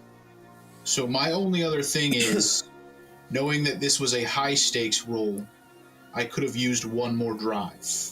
Do because it. that lets me use cunning. All right. There's my last roll. It's a 4. So we got a mixed success at least. And I'm out of drives. Still a high stakes roll. I do have one. Yes. When you do punch in with the periwinkle pipers, you neither take a body damage nor a bleed damage. However, the glove on your punching fist, whichever one, if you are left or right, is ripped. So you are uncertain if the glove will still negate bleed damage. Okay. But I have one that's still good. One. Yep. Okay. One that's still good. So you could for sure one-hand something. You might not be able to two-hand things. I might be... Okay. The bug is squished, just like a normal bug. It does leave some bleed behind, but you squish it as if it is a bug. Do we need the bleed to analyze? Does anybody have anything? Did we take anything to analyze the bleed, or do we need to siphon the bleed up before we let the scene go? I mean, we still have the bleed containment vial that it was in, so we could try to contain if there is bleed remaining. Okay. All right, fair enough. Try to get scoop the squished remains back into the... Yeah. Okay. Yeah. I'd allow it. Just make sure that we're clear on this. That's all. I hope we don't need the dry ice now because it's dead. So, I don't know. Maybe Question: where did all of this take place? Well, you said we found a private room. Yeah. Like a smoking lounge, perhaps, or something like that. I'll say one of the private quarters was converted into like a private meeting room. Yeah. Small lounge. Yep. Okay. Could all of you make a hide roll for me? In that, all of you went into the room together. Balls. This is not good.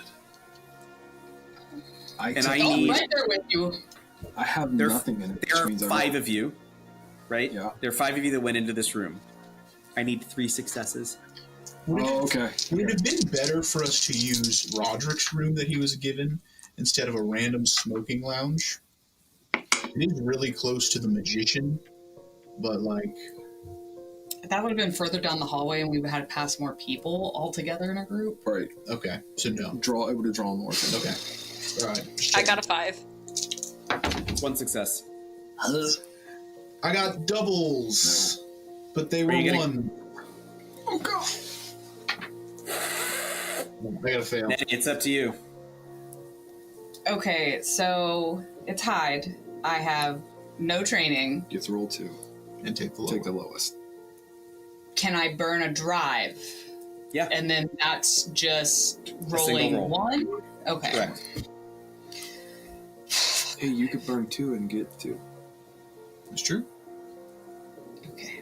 But remember, you're burning your drives now. Just saying. Yeah. I'm hurt. Me too, man. I have none. I have one intuition left. I'm trying to like. Do we even? Is there even a chance to get like? Who succeeded? We have 1 success and 2 failures. Yeah, me and. So fuck. This is literally this roll. That's what we said. It's up to you. No pressure. I gotta burn 2 drives. I gotta. We don't even know There's no what way. Carcosa's role is. Well, one of you is going to roll for him. Oh. Well, Yay! 6. There we 6. go. All right. Okay. Who's rolling for somebody's gonna Carcosa? roll for him. I have 2 hide. I don't know if somebody else has. No. What's no, Carcosa no. have for hide? Whoever we choose. Whatever one of us rolls. You're Oh. essentially assisting him in a task he has not done in quite some time. Right. Theo, how's your hide? I've got like 1. It's not great. It sounds like I need to roll it then because I have 2. So You go for it. fuck those green dice. I got a 4. Mixed success. I'll allow it. Okay. Oh, thank God. As far as you know, nobody has seen you enter this room or leave it. Someone's seen us. Okay. Right. Kind of sneaky. Squished. I kind of want to run with what you just said. But would Alec have been suspicious? No, that was above table. I wouldn't run with Damn that. it. Okay, We I won't run with it. gotta play the narrative true. Yeah. Disregard. Okay. So, Roderick, you're heading back to the room to get the papers. Knowing we're going to do this kind of montage. This next little sequence is montage to get us to the advanced weaponry lecture or anything else that you guys would like to do. Anything else you're looking for inside of the room? No, group convinced me not to take the bug because we already had a bug. We looked at it, so I don't need the bug. I didn't see anything else really that stuck out too much. So really, I just need my papers, and I'll just try to grab all of the papers, honestly. You want all the contracts? All the contracts, Okay. that at least the ones that are signed. I don't need any that weren't signed. We're looking at a hide roll because you're sneaking in and sneaking out without basically leaving any trace outside of papers being removed. Yes, and I would like to try to use sway because I have been to his room before, and I'm assuming the guards would know at least that I'm supposed to be meeting him back here. You're going so into I would- your private room, and the rooms are connected. So the assumption is I was that gonna say. you've broken through the lock, and you have gotten into. There's no barrier for you to get into the room. You did a fantastic job enough at the beginning that you essentially have free passage to his room. All right, cool. Then yeah, that's the stuff I'll take, and I'll do a quick glance around just to see, just a quick survey. It's not going to be a good one, but just to see if there's anything else that sparks my interest while I'm there. Sparks. Please don't let anything spark. It's a 1, so I'm not going to see anything. Outside of what you saw before, the crate, the box on the wall that says "use in case of emergency," and the stack of papers. Nothing else in the room really kind of grabs your interest. Is the use in case of emergency like you have to break this to use it, or is it something that I No, it's could like use? it's like a latched like medicine cabinet almost. Can I open that up? See what's in it? There's a backpack inside.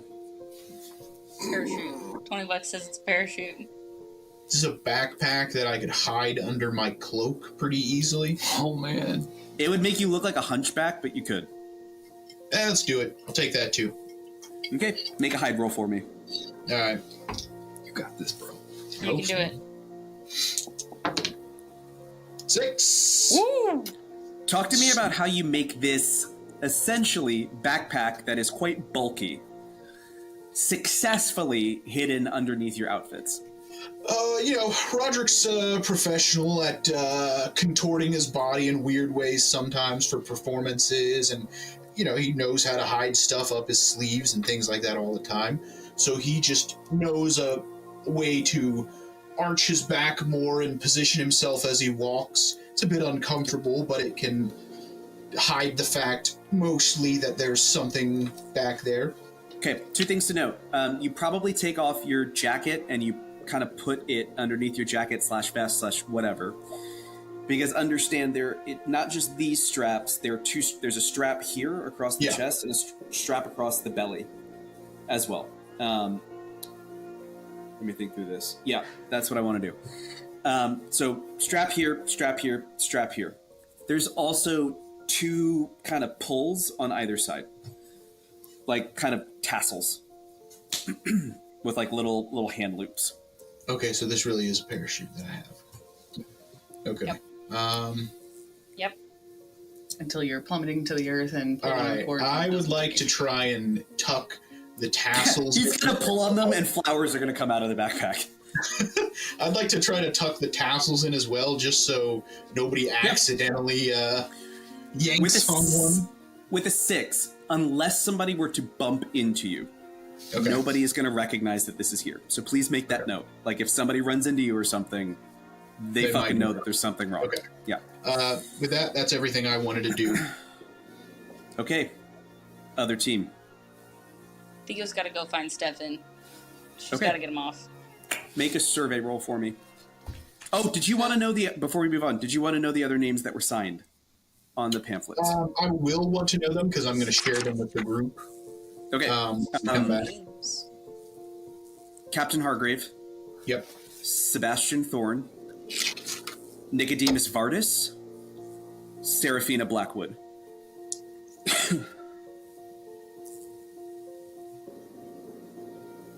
And you were the 5th contract.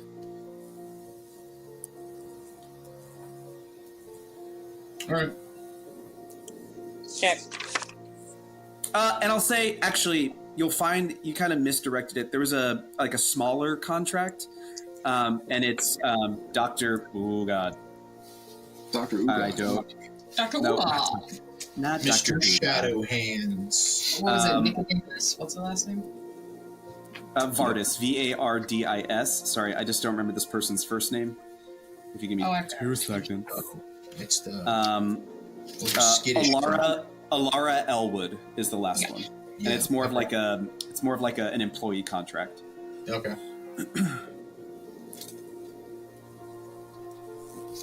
Okay, make a survey roll for me to look for Steve. Okay. Okay. So here's what I want to inject as she's making this survey roll. Continue Yes. on. That Alec at this point probably would have a drink, and he's going to watch Theo leave, and there's like this moment to where he's like instinctually wanting to go after, doesn't, and then finishes his drink. Underneath one of the sconces, just a familiar face for a moment appears over somebody else's face and just kind of nods at you, and all of a sudden it's gone. It's a 4, Survey. by the way. A 4. You can't find him. No. You have no idea where he is. What you do see, however, the last place that you knew that he was, you managed to go up to the observation deck, kind of where the telescopes are, and like the quiet little bar that's just on the inside, the beautiful sort of glass view that looks back into the ballroom. You take a moment as you're on, just kind of like looking for him. You're like, I don't know where the fuck he is. Like, this is nuts. There does appear to be kind of on one of the rails, there's like a slight, it's kind of hard to tell because you're outside, but there's like a slight discoloring to the rail. And you go over to it, and it looks like that there's some blood slick on top of the rail itself. Oh my god. Did someone murder Sir Steve? Immediately checking that out. Okay. There's no real trail. Make a focus roll for me. Okay. One is gilded. I'm going to take the 6. That is not gilded. Okay. It very much looks like somebody's head was slammed up against it, and the scatter of blood that's on it really just appears to be an impact splatter. But there's no trail, there's no anything. It just looks like somebody had their head slammed against the rail, and then that's all you can really get. And then vanished into thin air. You rolled a mixed success on the survey. Fuck. Okay.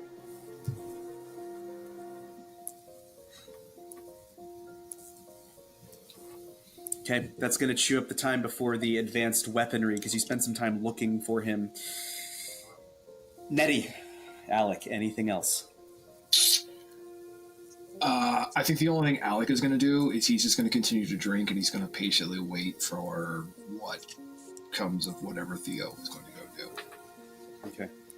You see her come back down. Theo, what's your state in this as you kind of arrive back to the ballroom? Theo is a little panicked and is also trying to assure herself that if Steve was in some kind of altercation, that he would be able to handle himself. So she's trying to just kind of like steel herself and be like, it's fine. While she is a little worried that she cannot find him in this space, she's trying to steel herself that it will be okay. Nettie, anything you would like to do? So currently we're on there were 2 different levels to the entertainment areas. There's like the entry level where the ticket booth, the bar and lounge, the dining hall, the sort of guest quarters are. Then there's a massive staircase that takes you up to a basically full floor ballroom with a presentation stage, then an observation balcony that kind of looks over the ballroom, but then also goes outside. So they're like big glass doors that are kind of being opened by servers anytime somebody wants to go out to the observation deck. There's a bar on both floors. We came out on one, and that's where the personal quarters were, so that's probably where our little meeting room was. Yep. While everyone's kind of doing that, I'll probably have put the specimen container, watched it for a second to make sure it didn't start moving, then I'll put it back in like my little leg satchel, whatever, before I leave. And then the glowworm itself is totally smashed. Outside of like the little kind of hand mandibles that are on the front of the glowworm, you do get a closer look of it. On the head of this glowworm, it almost looks like that there are stretched, distorted faces on the front of them. It's kind of hard to tell. I'll send you guys the picture again after this, so you can kind of inspect it a little bit further. And then the rest of the body is just smashed to shit. But it is affirmatively dead. And so I would like to go to the bar and get a drink and kind of just until I need to start making my way to the presentation, I just want to read the room, see if there's any suspicious behavior going on, see if there's like anyone suspicious talking to, what groups are getting together to talk to each other. Yeah. If there's anything out here that I can see. Make a read. Make a read for the room. I will say a mixed success will get you a bit of information. A success will get you an affirmative piece of information. A critical success will get you something that you guys haven't even touched on. That has been going on within the space. Well, I only got a 3, so it looks like don't see much down here. You've been missing a really good party. Yep. Okay. And I'll say that you do notice that people are kind of not actively avoiding you, but they are... You notice that nobody really wants to stand around you. And that's about at the point that you realize your left sleeve is spattered with blood. Oh, yeah. Mm-hmm.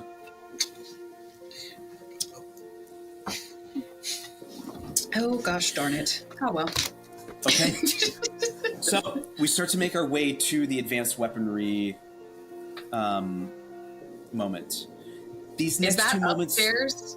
That's in one of the guest quarters. Oh, so that's These still next- on one. Mm-hmm. Okay, good. Yeah. I just want to make sure. To kind of set the stage for how the next 15 to 20 minutes are going to go of what we have. How old are you, old man? Here's about how the next 15 to 20 minutes are going to be structured for our narrative as we hit the denouement of our assignment. We're going to watch the advanced weapons tech, glean information we can, have a couple of interactions in that space. We will then go to one final moment for you all to glean any information you can that you do not have into this point. As Roderick takes the stage to pull focused, to give you an opportunity to see what is going on. And then we go into Dr. Arcanus's Bending Reality. So let me tell you what you see in this private room tucked away from the main bustle of the ballroom. It is dimly lit because there are sources of light kind of around this larger, what would have been converted close to penthouse suite, almost nearly the size of Arcanus's room. The walls themselves are lined with dark wood paneling, giving the space an air of seriousness. It's a darker wood in this space. There's a small group of guests that are all sort of hand-picked for their influence or importance. Nettie, you find that there's actually a seat reserved for you up front. The rest of you will have to be standing room only. Sebastian Thorne finds himself in this room. Nicodemus finds himself in this room. Seraphina Blackwood, that you guys have noticed several times, finds himself in this room. Dr. Carcosa has been seated in the back of the room itself. There's a mix of curiosity and almost skepticism in this space. At the front of the room, a familiar, mousy, somewhat nervous woman, kind of thick, frizzy, curly hair, a real Trelawney vibe is kind of what she is putting out, is Professor Alara Elwood. There are a few placards kind of around indicating what you guys will be seeing this evening, but the most prominent thing that you see, that Nettie, you didn't glean before, that she is a specialist in experimental weaponry and electrical integration. She is dressed in a practical, though somewhat ill-fitting, kind of brown gala dress. Her hair is now pulled back into a tight bun as she takes the stage. Her spectacles, she kind of nervously adjusts and goes, hello, good evening, ladies and gentlemen. Thank you for joining me in this demonstration. I do must stress the importance of safety during this presentation, so I do ask that you remain behind all of the designated lines at all times. The stanchions that you see here with the velvet rope, please do not cross. There's also a painted line that I just had the brilliant idea to do here on the ground, so please step back. There are a couple people who are in the front row that actually scoot their chairs back a little bit further, feeling a little close to the demonstration. Now, as you may know, she now begins to gain a little bit more confidence as she's entering almost a lecture hall feeling.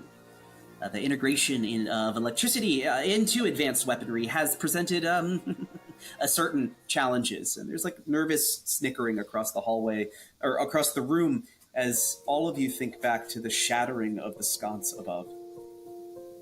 Chief among them is the need for proper grounding technology to ensure the safety of the operator. She pulls up a pair of heavy rubber gloves that she then extends kind of up to her forearms. They're bulky, they're big. Roderick, you notice this has got a similar feel to the periwinkle poppers. There's like a similar element to it. And it's just because you're so familiar with what that item is. This is the safety technology we have been developing. These gloves and, overalls, as she starts to step into kind of a large, bib overall made of the same material, is designed to insulate the wearer from high voltage currents generated by the weaponry. These materials are highly resistant to electrical discharge to ensure that the operator remains, unharmed. And she kind of holds the gloves up and, just emphasizing their importance. There's just kind of murmurs of interest throughout the crowd as they are eager to see more. She goes, now, for the sort of main event, this is the beginning of it. She reaches down into her bag and pulls out a now familiar container. Well, this is the experimental glowworm. It is a modern marvel of genetics and selective breeding. I was not necessarily a part of that, but, it powers much of the technology that you see here this evening. The glowworm is highly sensitive to temperature changes because when it is exposed to the cold, such as ice or dry ice, it becomes more malleable and allows us to shape and control the energy it produces. There's a larger kind of bowl of dry ice that's just steaming on the table, and she picks up the canister, and while the glowworm was lethargically but still moving, she kind of sticks it deeply in the bowl itself. You see, it does in fact slow down when in ice, freezing. But if it does get out of the ice, it is very, very quick. So please, if you see any other sconces shattering this evening, alert your nearest periphery officer, please. She sets aside the container and picks up a sleek metal baton. This is an electrically charged baton designed for close quarters combat. When activated, it delivers a concentrated electrical shock, enough to incapacitate an opponent without causing permanent harm. She pushes a button on the handle, and this thing crackles to life for a moment. Electricity kind of dancing along the legs, and the air smells faintly of ozone. As she deactivates it and sets it back down on the table. Well, it does have to be charged at a station after use. It does contain 3 uses itself. But let me show you the most exciting thing here this evening, because this is our most advanced prototype. It generates a high voltage arc of electricity that can be directed at a target with devastating results. She hesitates again, and you see as 2 periphery officers kind of wheel out a life-sized dummy at the end of the far room. She goes, okay, everybody step back. It's a loud crackle of energy as it fills the room. And as she shoots from this kind of Tesla coil-shaped weapon, there's a blinding arc of blue lightning that all of you kind of just gently look back on. And it leaps from the weapon and strikes the dummy, absolutely obliterating it. That one of the periphery officers nearby kind of flinches for a second and grabs his face, and there's a sharp yelp of pain. And Nettie, you look over and his face is now covered in blisters, very similar to what you saw in the hospital on the front. Oh God! Sorry, that was you were too close. I gave you fair warning. The line was there. Waivers were signed. Please go down to the medical bay. Sorry for that. There is silence across the room. And she was kind of expecting applause. She looks kind of out, waiting to be lauded for her efforts, even though the damage that she just caused. Well, as you can see, the potential applications of this technology are significant, but not without risk. I mean, this is only the beginning. Any questions? And the room is silent.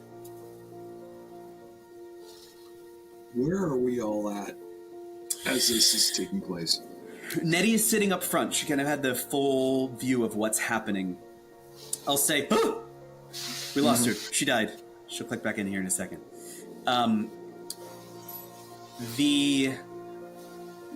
I'll say Theo, as she rejoins us. Theo is kind of sitting in the back.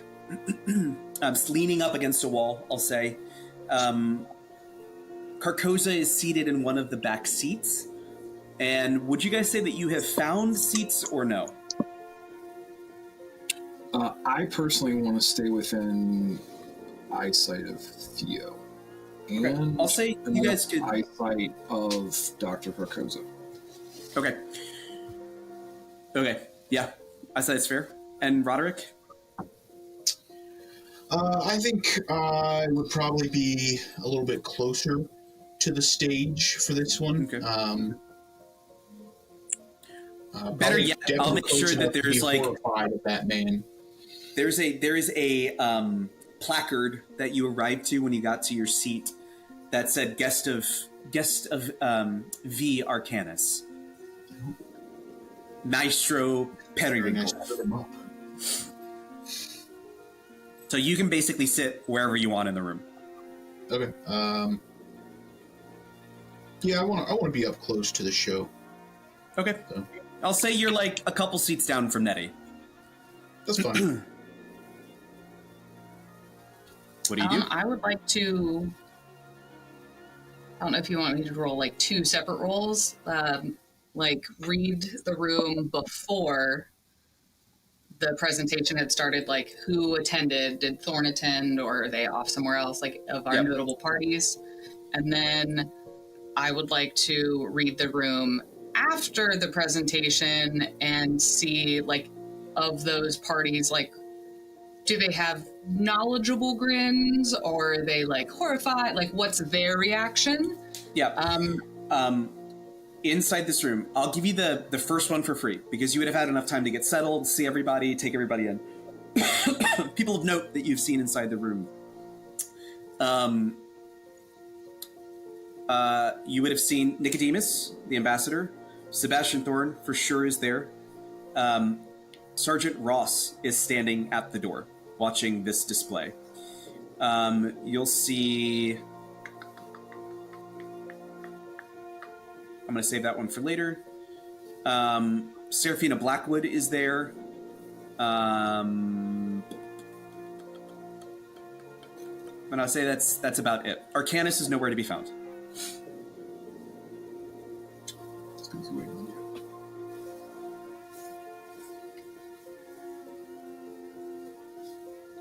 Okay.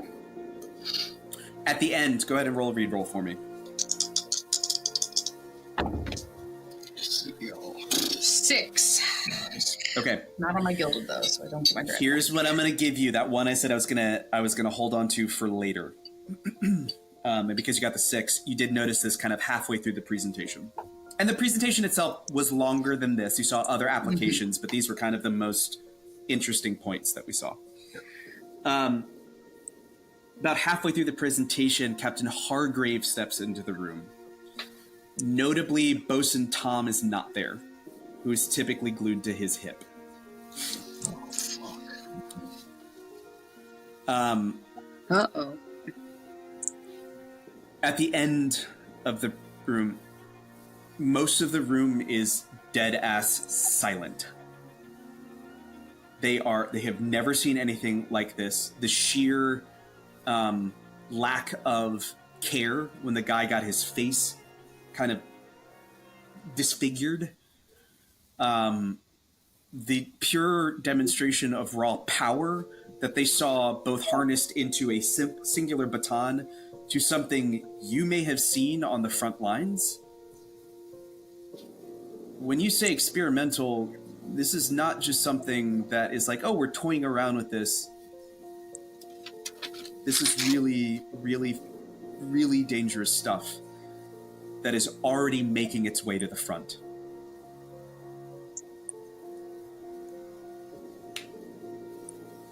And not necessarily on your side.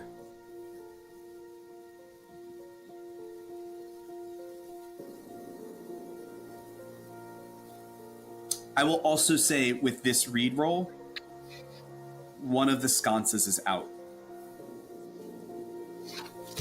There's no light emitting from it. Interesting.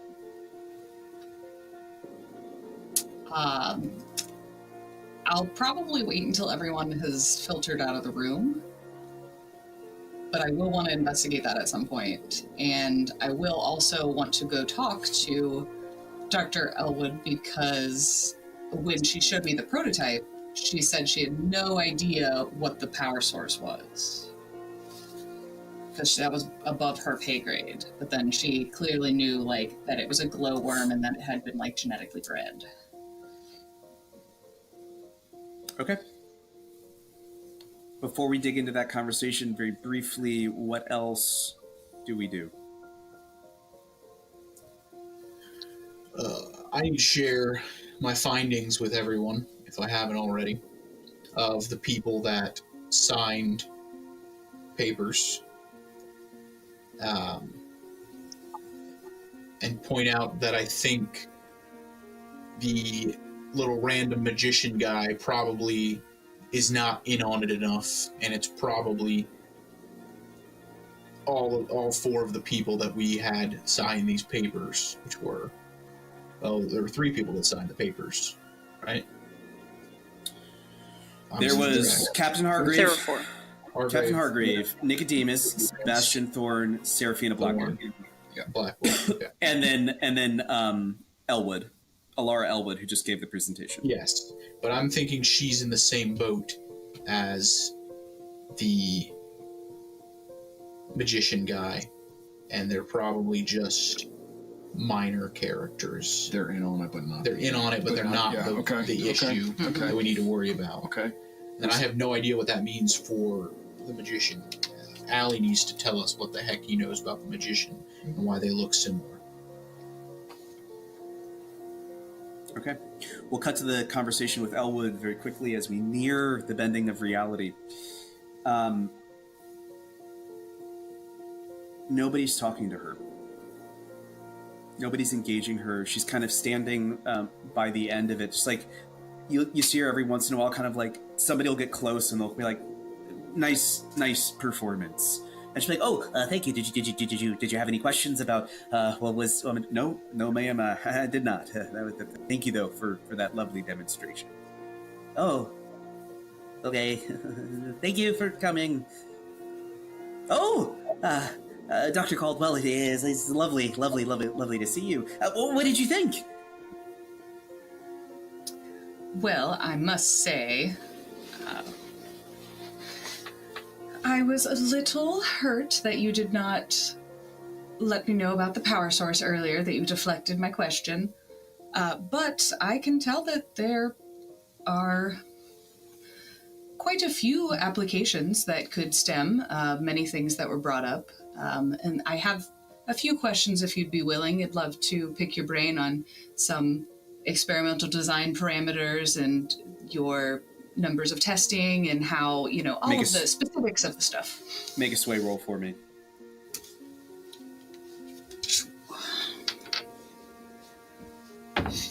6. Oh. Well, I would like to sincerely apologize before. While I would love to share that data with you, it is proprietary information. I would be more than happy to show you when we land back at ground, as long as we get the right authorization. I would love for you to be a part of the work. I think utilizing electrical integration with the distillation of your tincture would bring marvelous applications, both to the soldiers on the field and of course, healing capabilities. But my purview is... But my purview is really more in the realm of experimental weaponry, more about the destruction of things. Can I read her? Yeah. Along the lines of, like, is she just a socially awkward person and doesn't realize the words that she's saying are bad, or is she like a he, I like destruction, like? Go and make a read roll for me. Yeah. Gilded 5. Okay. Knowing everything that you've seen about her, knowing everything that you have kind of watched happen, the casual ignoring of her, the dismissal of her, the avoidance of her. This is not just somebody who is proud of the work that they do, but feels so severely underseen and misunderstood that she just wants to be known for something. If you want to be known for something, be known for making How do I big title that? explosions. Low-level and destruction. narcissist. I Small-time don't think that's sadist. a narcissist. Like, That's She's just sad that nobody pays attention to her.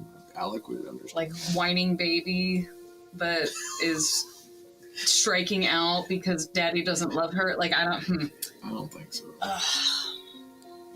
While you're having this conversation, you feel a presence step up next to you. Ah, that was a lovely experimentation and demonstration that you made.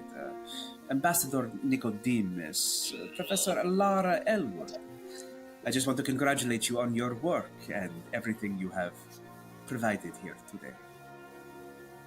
Oh, Ambassador, thank you. Thank you for your kind words. I sincerely appreciate them.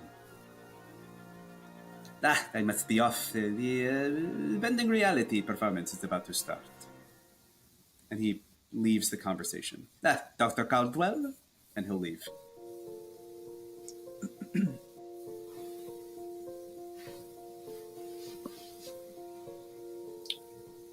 What is Thorn doing? What is Sebastian Thorn doing? Not there. He left. Did he leave immediately after? Immediately. We're talking seconds after he was up and gone. Okay.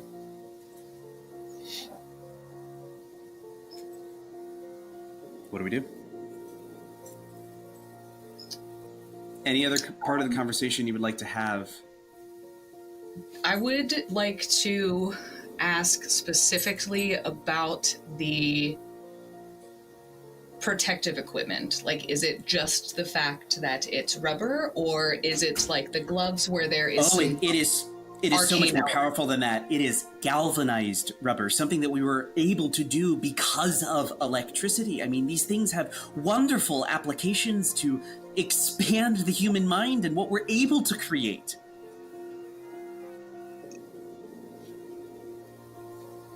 is the galvanized? That's very interesting.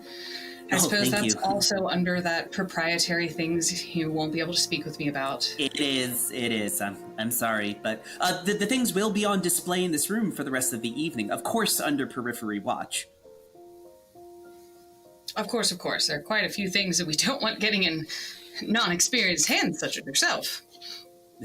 Exactly. Not certainly unexperienced hands. Yeah. Anyway, I should probably help. Very familiar wielding your weapons. Do you play an active role in the research or of design or testing of your research? Make a sway roll.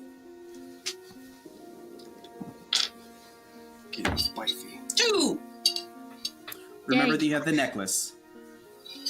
Oh yeah, thank you.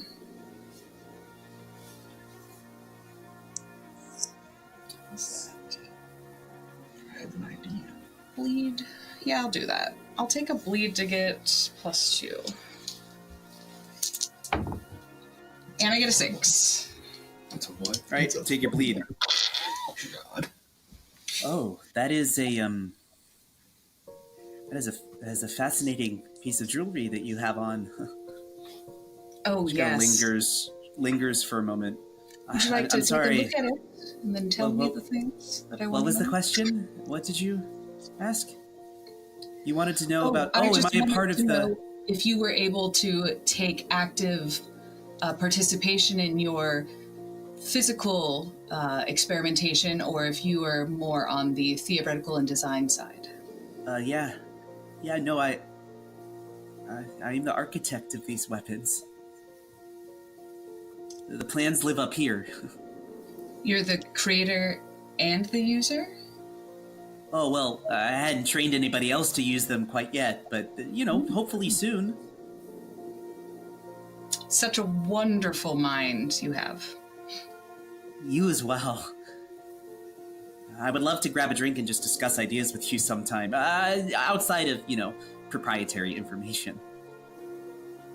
Well, maybe there's a chance, if we make it off this boat alive, that I could, I wouldn't want to take any of your research, but I would love to be like a consulting faculty and just bounce some ideas around. Would not want to hone in at all, but it seems like very cutting edge work here, and I would love to, help in any way that I could. I would love that. When you talk to the university, be sure to mention the Electorum Vault. That's primarily where I do most of my work. Oh, sorry, I should have said that. Electorum Vault? The Electorum Vault. Electorum Vault. I should probably help set everything up. Go upstairs, and I hear there's a wonderful performance by Master Periwinkle going on. But you should go, and I'll see you at the Bending Reality. It's going to be spectacular. I will. So I don't know if she'll leave the room, but I do want to go inspect that unglowwormed. And if she's there, I will, probably not sneakily do it. I'll, say, didn't we say if we had any issues with one of this one seems to not be glowing, and I'll look for the cracks, There is no steam coming off the sconce, and the glass is empty. And she goes, that must have been the one that I borrowed for the, presentation. Yeah, that's what that was. Is she lying to me?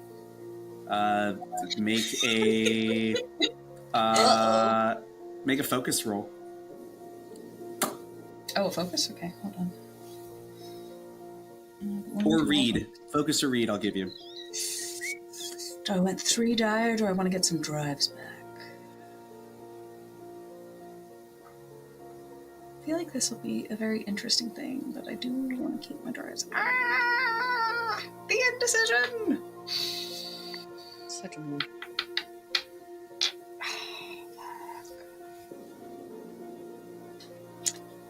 We only have a limited amount of time. I know, I'm going to focus. I'm going to focus, and I'm going to spend a drive on it, too, because I really want to know if this thing escaped or if she did take it out. Oh my god! Ooh. What is it? Uh-oh. 3 6s. 3 6s? She is definitively lying. Definitively lying.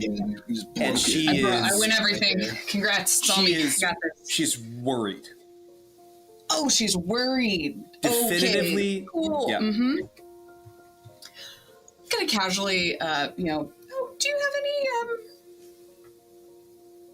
have any more of those gloves, or just that one type? Just the one. That. We are going to now leave this room, leave this space, leave the scene. Roderick, your performance is what's allowing your team members to make one more action check to gain a piece of information that they do not have at this point. That also includes you during your performance. I need to, before I start my performance, confirm with the group how confident we are that these people who have signed these papers are probably the bad guys. Because I have potential to really piss them off and cause a distraction to verify that these are the ones we need to get out of here and deal with. But if I do this, I will probably put a big target on my back and might be out of commission for a bit because I will have to hide, or worse. I'm fairly confident. Should I try and piss these people off to get them to Show their hand? show their hand? We still don't know exactly who the fourth one is, right? Or we do? So we've got Blackwood, who none of us have interacted with, Right. but Alistair seems confident that she could be up to no good. Yeah. But You've got you Thorn. feel that Alistair is more of a lackey than the main player. Or I feel like that's what I'm saying. I don't know about the magician. I don't know if he is. I never got a read on him, really. We're talking Dr. Arcanus, the magician. Yeah, Dr. Arcanus, the magician. I never got a read on him. And I'm going to give you guys 5 minutes to make a decision. Okay. I need to know what Uncle Ali thinks of the magician, because they look similar, and he's my only hope of getting a read on the man. Make a read roll. All right. 4. Mixed success. He's real dodgy about his answer. Oh, you know, I think I saw him in a traveling circus one time. Wasn't too good. Can I intimidate him into getting it? And can I basically do? I want to call my favor on Alistair Oh, to tell me. oh shit! Why not? You called your favor already, bud. I get a favor on each person. Yeah, it's a favor on each Yeah, person. it's a yeah. favor on each Buddy. person. Okay. That Continue. reminds me, I have a bone to pick with you later, but that's a whole other thing. No, Alec. Oh, Alec, okay, thank God. It's like, what have I done? I have so many Eddie's questions. just been throwing Theo like a little under the bus. Sorry. Oh, He's gonna pause for a second. I'm gonna tell him, look, Ali, I'm about to put a huge fucking target on my back for this. I mean, So I need to know what you think of the man, Okay. and if he's a danger to us. above table, wasn't he gonna tell Nettie if it was who he thought it was? So That's true. he goes, I'm going to call in my favor on you. Holy shit, no. That you do not share this information with anyone. okay, thank God. So we can still get it. So Or are you above just giving it table, to Roderick? Is it like above table, you guys will learn this information. In game, Roderick's the only one do that not has- know. Yeah. Fair enough.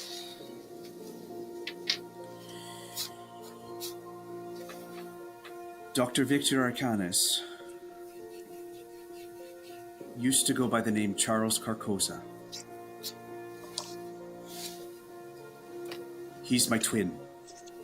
Oh, no, I didn't see that one coming. What? no? I think who were the other Holy ones? shit. And Thorn. We really just said twins. and I was the one who disgraced him at the university because of what he was doing. Holy shit. If these glowworms are what I think they are, this was not genetic manipulation. He cut through a flare, Oh, boy. and he found something on the other side. What is Dr. Arcanus's? He used to go by what? Arcosa? Charles. Charles Charles. Carcosa.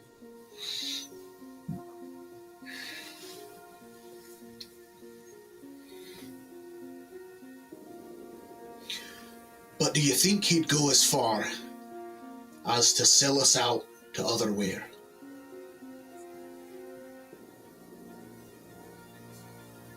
He wants this to be his achievement. He's not giving it to anybody else.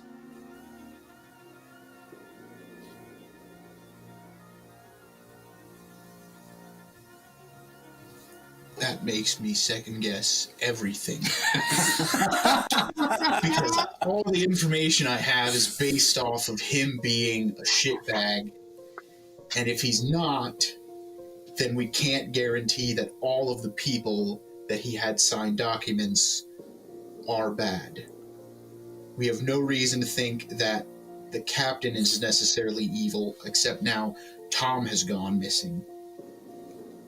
Tom and Sergeant Steve. Yes. You don't know that yet, though. Mm-hmm. I don't know. Just that. saying. Yeah. But the captain has valid reason to know how the stuff works since he is captaining Yeah. the airship. Yeah. Why some random rich woman does, that Alistair is suspicious of, that doesn't make any sense. She's probably bankrolling all this research. She very well could be. We know the ambassador's evil. He's from otherwhere. Have anyone noticed Blackwood and Nicodemus conversing together? I can't remember if when If you were Theo. if that was. If there is a time to figure out if you have, it would be during Roderick's performance. So one of you can look into that. I just need to know if I'm going to do a nice performance to make people appreciate me and look away, or if I'm going to piss people off and try to get them to show their hand. 2 minutes to make a decision. Listen, we know that two of them, based off what Uncle Al, he's pretty much confirmed it. Did I miss that part? I mean, being that it was the ambassador, Nicodemus. Yeah. And then the other one he confirmed was... He thinks that the Blackwood, the random noble-ish woman, Blackwood. is... Yeah. The one that no one has interacted with. Okay. Have you given us information? Has Alec given us any info on Thorn and why he would be signing these documents? Nope. Well, it would make sense for Thorn to sign the documents because he is the director of foreign affairs. Yeah.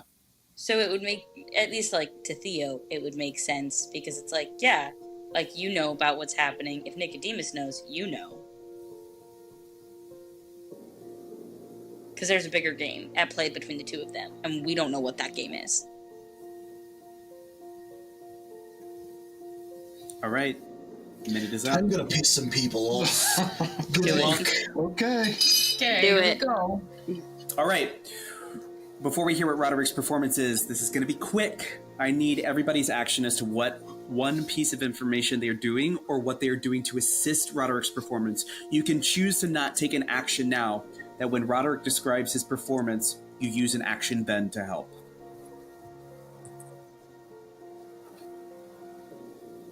Theo's going to take the moment and use this to try and find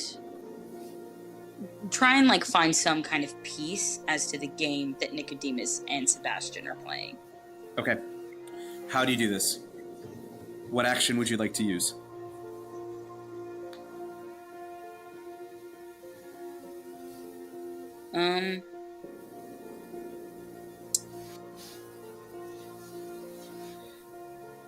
Maybe, maybe a focus roll to kind of analyze the two of them interacting with each other. Maybe. Okay. Go ahead and make a focus roll for me. And on a mixed success, you will get a little bit of information. On a critical success, this is more about you kind of remembering everything you have seen this evening. And you found a quiet place. You're sitting at the bar by yourself, having a drink, going back over everything that has happened. Yep. One is gilded, and I am adding a drive. Okay.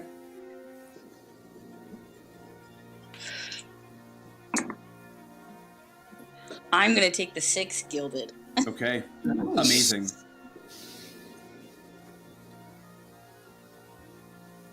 Something clicks into clarity for you in this moment. In the few times that you've seen them during that ballroom scene, when you watch them talking to each other, you're trying to think back and piece together bits of the information that you got. What is crystal clear is that Nicodemus and Sebastian Thorn are against each other. They are in opposition. And they are playing a really fucked up game of cat and mouse. Okay.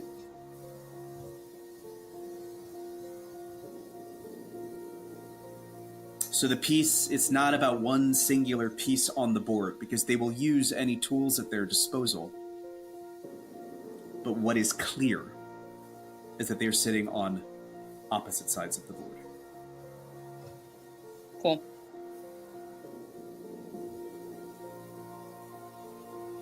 Nettie, Alec, what do you choose to do? I think I will probably post up somewhere along the periphery,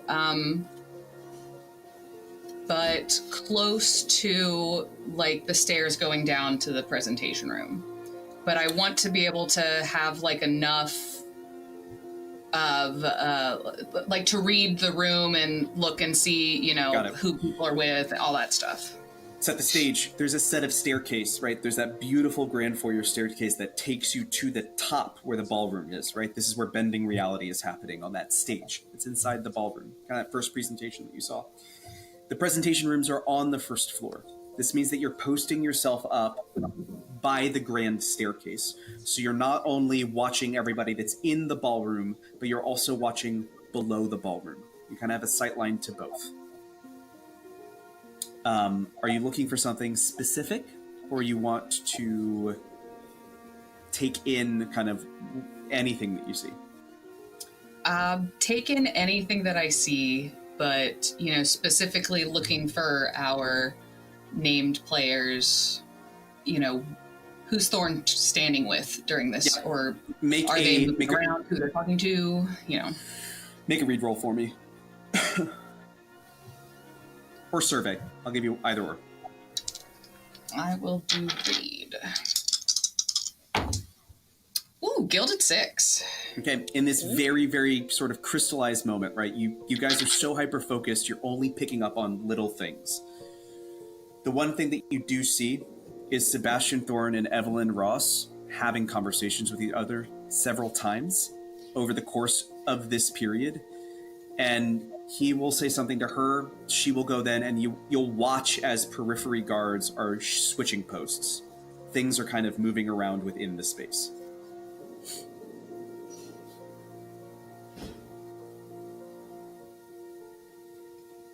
If any of the others, you know, come kind of close, or if it happens even once or twice enough to establish a pattern of suspicion, like before the others kind of take and before Roderick gets on the stage, I would especially try to give the heads up to Theo so they can relay it to Roderick. Okay. Yep. Okay. And Roderick, when they announce that, you now kind of see as you're preparing on the stage, everything now shifting. Right, it kind of looks like periphery guards are posting up in certain corners. You watch as it's almost as if that sort of sleight of hand magician that you saw, the shadow hand, it's like he's almost getting trapped inside of this space. He tries to leave a couple of times, and you'll watch as somebody steps in front of him and says "Oh, don't you want to see the performance of the competing magician?" They're trying to lock him specifically into place. So, before I have officially made it to the stage, is Nicodemus out here anywhere that I can see to watch the show? Oh, yeah. Yep, he's up on the balcony. I want to go introduce myself to him before I take the stage. Is there any way I could do that in a timely fashion? Yeah, Yeah, absolutely. I'll say as he was leaving, this kind of happened a little bit earlier, as he's leaving the presentation of advanced weaponry earlier. You caught him on the way out. Okay. Maestro Periwinkle, it is so lovely to finally meet you in person. Ambassador Nicodemus! I've been meaning to introduce myself to you all night, but just couldn't catch your attention. You're such an important man, seeing all these other people, but it's a pleasure to finally meet you. And I will pull out, I'll do my little flower trick again, but it'll just be one flower to match his outfit's color. And I will slip it in, I believe it was his breast pocket that I saw that magician slip a card earlier. And I would like to try and sleight of hand, as I'm placing the flower in his pocket, pull the card out of his pocket. Fucker, go ahead and make a hide roll for me. Great. God, I love it. Yes. Get it. Come on, you can do it. We got a 5. Ooh. Okay, wait. this is cunning, right? It is Yes. cunning. Could I? Well, I guess if this was before the presentation, I was still in the room, so no. Okay, It's never right, mind. it's right after, but yeah. You do successfully kind of pull the card and slip it inside your sleeve. Because it is a mixed success, one thing that you notice is that 2 periphery guards almost go to step in as you enclose on his space. That's fine. I'm about to piss him off anyways. But thank you for this lovely boutonniere. It is absolutely incredible. Your skill, I have heard things of your traveling troupe. The Unified Unicorns, I believe is what they were called. Well, it's rather unfortunate you bring that up. That was actually the name of my old troupe, who sadly is no longer with us. Oh, it would appear that my information on you is outdated. That is Just a good to bit, know. but rest assured, even without my old magnificent troupe, I will put on a wonderful show, and I would like you to pay close attention to it tonight. I have something special in store for you. I cannot wait. I will be up in the balcony. Good evening, sir. And he's going to leave the room. All right, I'm gonna proceed from there. I would like to have... You know what? I will leave it a surprise until I'm up on the stage to find out what this card says. Oh no. Why do you hate me? This is so chaotic. Alec, what do you do? I think I'm going to have caught just before he takes the stage. I would like to catch our good friend Roderick here. And I'm going to kind of look to you, since we have a game that we usually play back and forth, and I'm going to say, I've got your back.